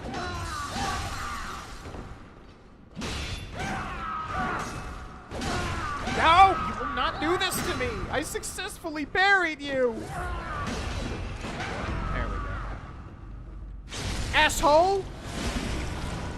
I'm still alive? Oh my god. Let's give the insanely aggressive guy the most HP by far. In what world? In what world, I ask you, sir? In what world? Rats of unusual size. Oh yeah, from Princess Bride, which I really need to watch. I watched it a long, long time ago, and I think I just didn't get it. I was definitely way younger, and everybody loves that movie. That's something Cindy and I really need to watch. The other movie is Weapons, which I am dying to see, but she works so early. She just hasn't like stayed up long enough to like want to watch it. But like, I am dying to see that film. I know nothing of it. I know it's a crazy horror film. I'm so excited to watch it. But that and yeah, Princess Bride we need to watch. Hello, rats. Hello. No, that's okay. Do your attack. Do your attack. We got limited space here. Thank you. Thank you so much. All right, we're up on the rafters now. We gotta be careful.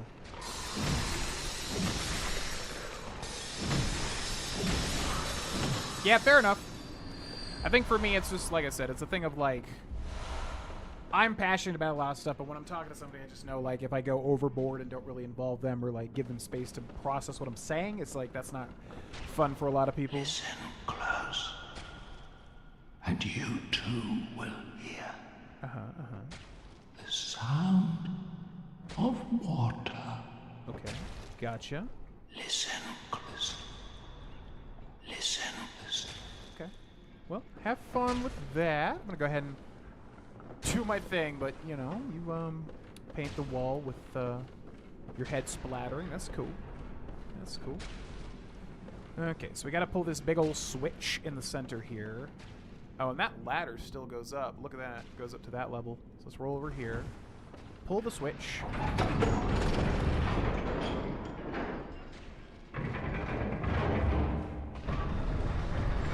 Oh, I don't actually know what happens if you go up with this. Oh, there's stuff up here. Man, I forgot about that. Okay. I gotta pee, but hopefully we're in a good, safe spot. There's like a bad guy over there, but hopefully we're fine. All right, folks. I gotta pee real bad. I'll be right back. Thanks for watching.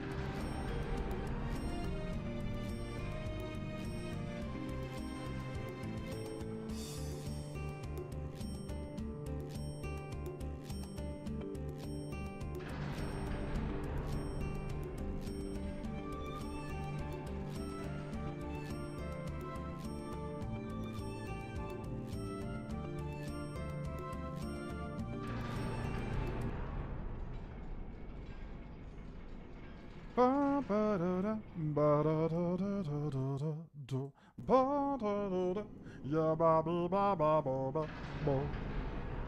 we got one of those bots that's telling me I can buy viewers.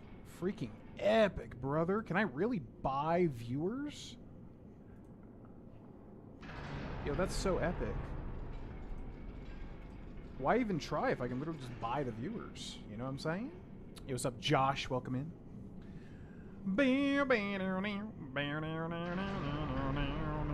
Social awareness in this economy?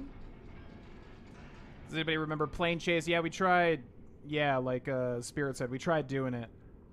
I'm down. I mean, honestly, that's so cool. I just didn't even know that existed before we tried doing it. I'm totally down for a Plane Chase night. What I want to do is the unset night, like, use the unsets. I think that'll be so fun. Severely introverted. That's cool. Maybe I'm being too harsh. I don't know. I'm just like... It's like I want to have conversations with people, but when they just go so overboard. It's like this guy just did not stop talking. Like, he literally just would not stop to give anybody room to talk. And that annoys me, because I'm like, you have to know how to have a conversation with somebody. What's up, Back? Welcome in. Poor people in this level, they look lost and tortured. Well, hey, I'm one of those people. And I've done this many times, but I still always get, you know, confused during this part. All right, so you got to find these to get the brain matter, by the way. You can kill these guys, and they'll give you the brain fluid, and you can give 3 to that woman, and that kind of does a little quest line. I forget what you get from that, but that's a thing.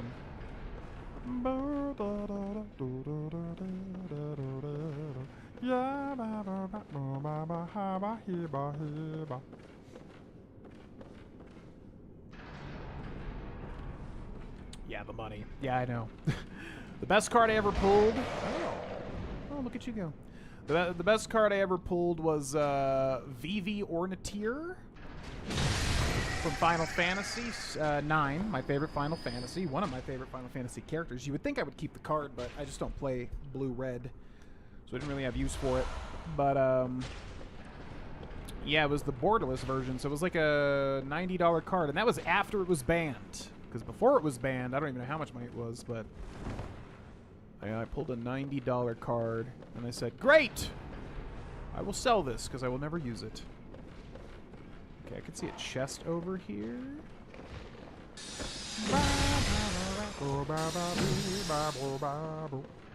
Yeah, welcome in, Josh. Are you introverted or extroverted? I could see either. You're giving an ambivert. An Amber Alert? Yeah, you're pretty on the money. I don't know. It really depends. Yeah, I would say I'm a hefty mix. I don't think I'm one way or the other. Usually, if I'm in a new social situation with, like, new people or whatever, I'll be a lot more perceptive and kind of feel them out before I'm just, like, overtly extroverted. But depending on the right scenario and situation, I can be super extroverted, too. It just really depends. It depends on the dynamic of the group. I'm definitely, like, I think... Oh, my God! I would say I'd probably edge on the extroverted side. Especially when I'm feeling confident and I'm feeling...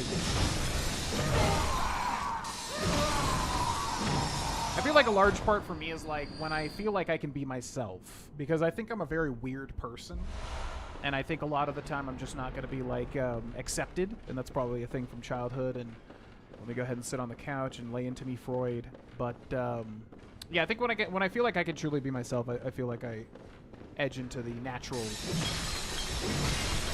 extrovertedness of myself. When I feel like I can or I feel like I'm going to be judged, I probably go back towards the introverted side. Yeah. Which is bullshit. You don't want to be like that. I'm trying to, you know, literally try to be somebody that just never cares about that sort of thing, because who cares? Life's too short. Just be yourself. That's it. But it's obviously hard to do that in practice in every situation. Patient room floor 5. Oh, just a whole lot of corpses. All right. All right, then I'll just grab that and I'll get on my way. Oh. Oh. What's up? Arini? Arini? Oh boy, we're getting frenzied. Why are you so sweet today? Oh, okay. That's so cool. Brain tentacles. Thought I saw everything. You remind me of my stepbrother. He's the same way. Well, hopefully in a good way. Any games you're looking forward to? Pokopia comes out tomorrow, and I'm still kind of on the fence. It's a $70 or $80 game or whatever, and as many people have pointed out, this is kind of a little ridiculous for an Animal Crossing style game. Definitely looking forward to that.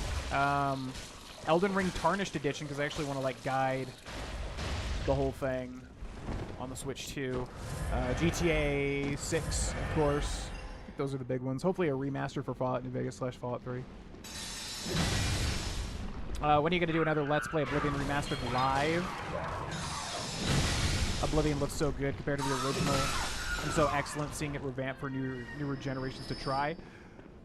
I don't know. We just kind of ran out of things to do. I mean, I definitely could do a live episode like we did back in the day where it's like a longer live commentated episode as long as we put the focus on the episode. We definitely could do that. I haven't really thought about it, to be honest. But we did kind of all the grindy stuff. We might have to grind skills, I guess, because like that's kind of the last thing I guess I would need to really grind out. But yeah, no plans currently, but definitely happen if I'm feeling up for it, which I was really enjoying those Oblivion Remastered streams. INFJ. Introverted, but I can survive at social gatherings to the extent it could hold a conversation with somebody. Yeah, I'm really bad with remembering what they're called. I'm really terrible at that.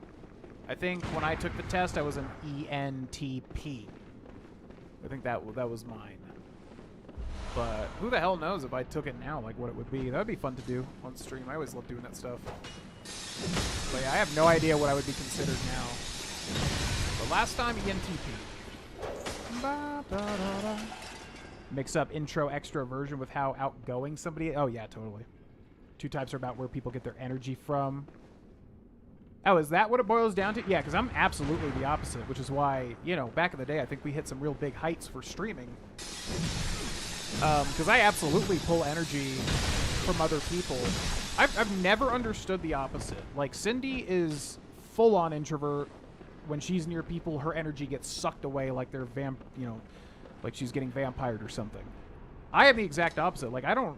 Even when I don't have any energy, it's like I don't really care about being around people. It doesn't really suck my energy away. And...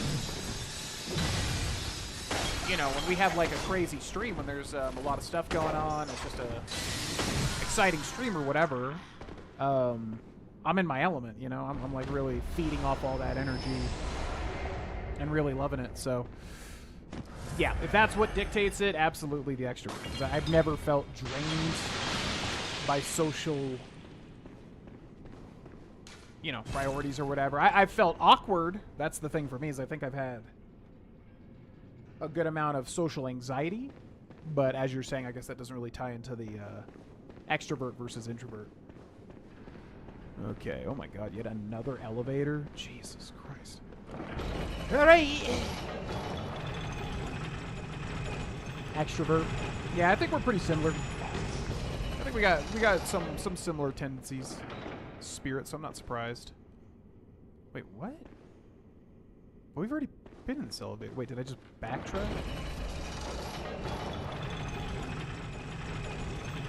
Mentally, I think I annoy people. Oh, yeah. I feel that all the time. The trick is just not caring. If I annoy people, so what? If they don't want to be around me, they'll just won't be around me. I think a critical thing is just not caring. Getting to the part where you just don't care. There's been parts of my life where I care too much what other people think. And blah, blah, blah, blah, blah, blah, blah, blah. But to me, currently, it's just a thing of like, hey, if I'm annoying somebody, I'm annoying somebody. Oh, well, if they hate it so much, they'll just leave. And that's fine. But as a slight suggestion... And I hate suggesting this because I know how it sounds, but I'm just saying it's helped me a lot. Meditation really gets you in front of those ideals of like, am I annoying somebody? How are they thinking of me? Perceiving me? Yada, yada, yada. Meditation, even though I'm pretty new to it, I would say, like, so far has really been cool with, I don't know, you're more in the moment. You just don't care as much. That's been my experience. You just kind of learn to talk with somebody and you just don't really have all of these, like, how are they perceiving me? Because the big thing for me has been like, what are you? You're a brain in your head, right? You're not like really, you know, I think a lot of us associate who we are with our face. We're our face. This is me right here. But I think when you get past that idea and you realize you're a brain that's having these thoughts, it's a lot easier to converse with people because it's just like, I don't know, there's not so much pressure, I guess, is what I'm trying to say.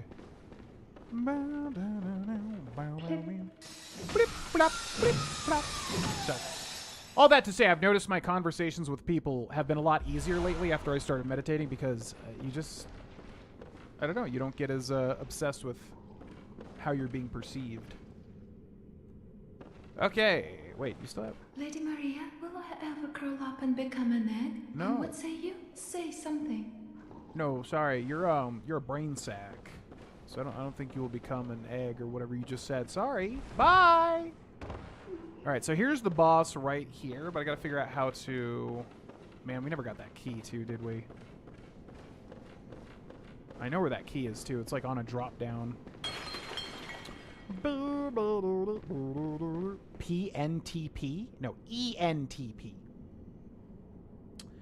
No, I'm saying I got ENTP. Which was definitely the Myers-Briggs thing. Which was like... I just remember, I think it was the same thing. It called me like the debater, and I was like, oh yeah, that's me. Absolutely. It got me like hook, line, and sinker. Okay, here we go. Yes, perfect. People think I'm an extrovert because I teach, present, and sing in front of a large group. That's kind of one-way communication. Isn't bad for me. Social event full of strangers is draining. So there you go. Yep. Yep.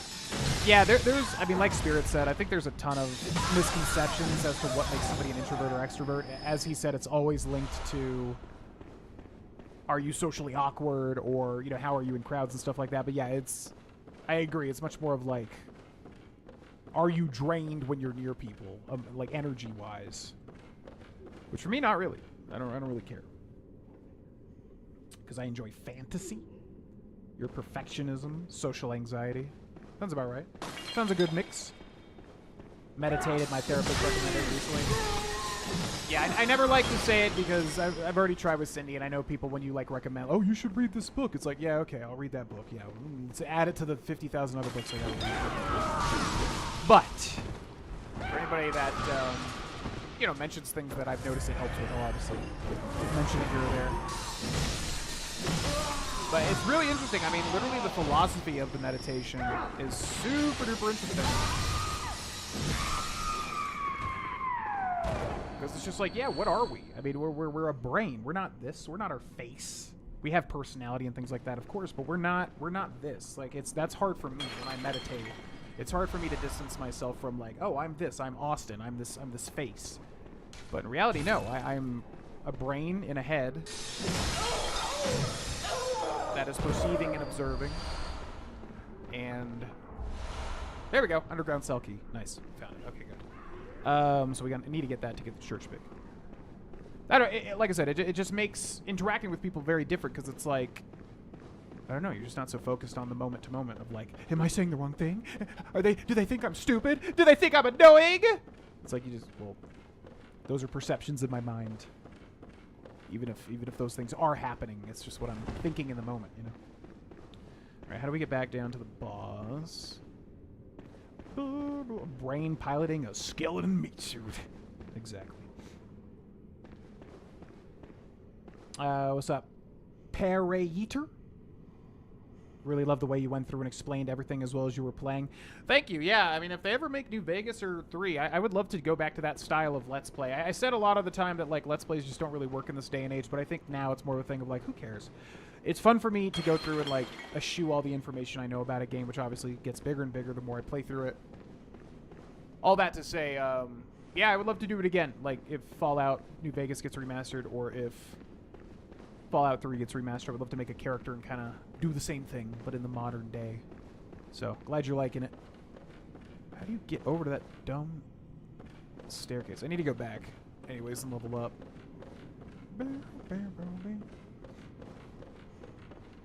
Loved both seasons. It's a great show. It really is.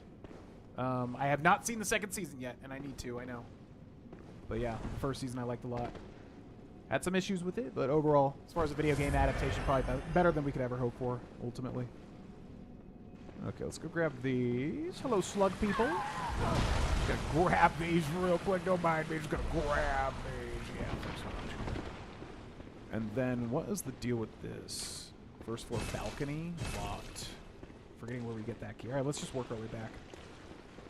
Boom, sales and military leadership background. We come in all shapes and sizes. Yeah, see, that one's interesting. Yeah, because I've never been in the military, but obviously, if you're doing sales, you got to be confident. You got to own the room, right? Same thing with the military, I would imagine.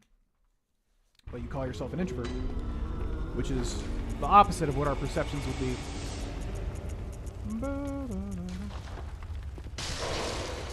Lost interest? Oh, I still have not been spoiled, so we're waiting, like I said, for that. Still haven't gotten around to it, but waiting for a good night to just burn through it, because I definitely want to see it. But the New Vegas stuff, I'm very excited to see how they handle it.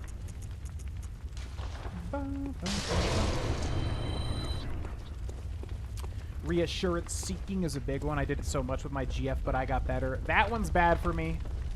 Yeah, that one's really bad for me. It's probably the most disgusting part of my personality that I hate the most internally.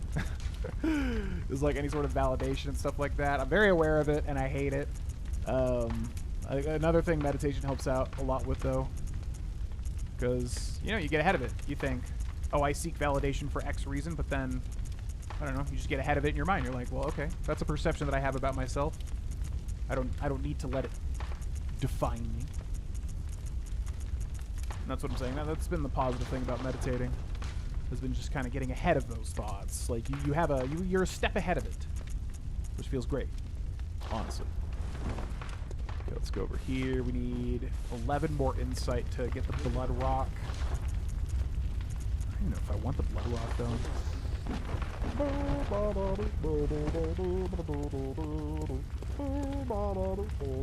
Gammon awaits. I would say the first time I did a big bout of Very meditation, well. I did not Let me- understand it at all. I would definitely say you have to persist with it if you really want to get good at it.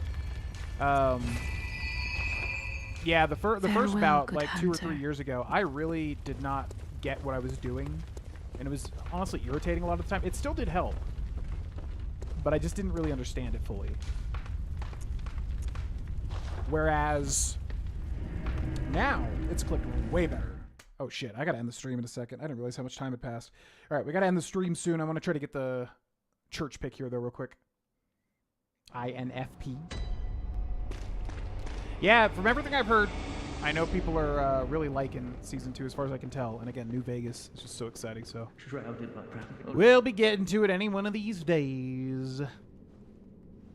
I'm so hoping, man. I would love... Oh, that opens this. Oh. Hi. Shrouded by not proud of beast only. Right. Okay, well, keep doing that. I'll go ahead and try to grab these new items here, if you don't mind me. So we're looking for the church pick. That's the weapon we might switch to. Sun, water, meditation, stretch. Yep, currently I do it 10 minutes every morning. And it's been great.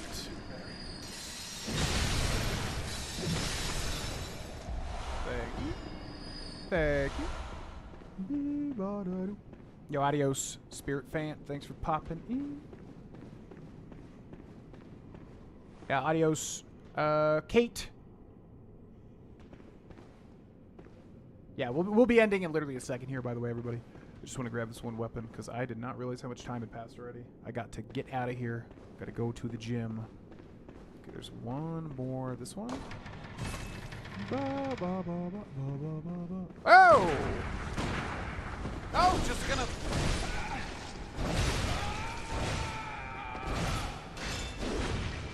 Just gonna lock me right in between that door and you, so I literally have no recompense or ability to move or do anything. Okay, all right. Great. Yeah, I love that. That's awesome. Yeah, cool. Cool. Really cool. Really cool. Time does exist. Or does it? It's just a construct. Time is but a construct in your field. egg omelet, mushroom, onion, spinach, tomato, avocado, feta, bacon, sourdough. All sounds amazing. Just take out that mushroom and the avocado, and then we got a veritable delicious omelet on our hands. You actually... It doesn't matter what you do, no matter what time you roll, whatever you're doing, they find a way. They just... That would have killed me right there. They find a way. Like a highly advanced AI or some crap. Give me my blood echoes. Thanks so much. Appreciate that. Alright, now we're gonna kill this guy who's hiding in here like a woo-hoo-hoo-zer. Can't see anything, so let's pop this. Sir, are you in here? Yeah, I can see you. So what do? You just literally stay here all day and just wait for somebody to walk in here? That's what you do? Yeah, how does that feel? Now check this out. Get grinded!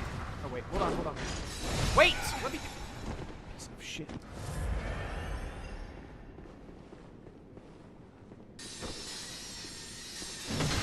Ha!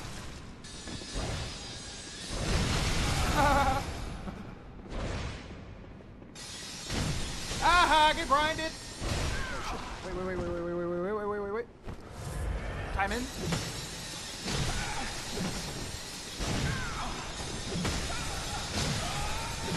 Give me your pick.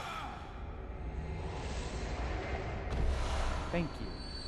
Okay, so church pick. I've never used it. I don't think it's a flashy weapon, but we might switch to it. We'll have to look at the stats and everything. Bear in some place. Only. Now, I think we can unlock this, can't we? Open door. Locked. Oh, you gotta come back.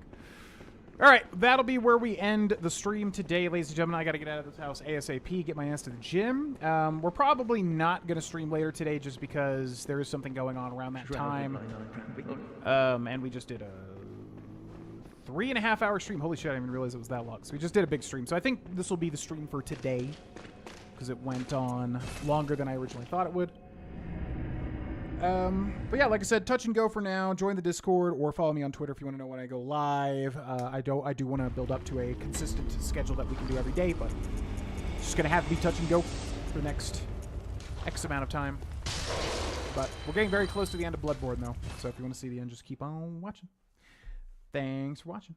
What's your breakfast? I cook 3 eggs in bacon fat with onions. I do 2 hash brown patties with some ketchup. And 2 slices of bacon. That's like my go-to delicious breakfast, which I don't think I'm going to have time to do today, unfortunately, because I would love to. But it's also like lunchtime now.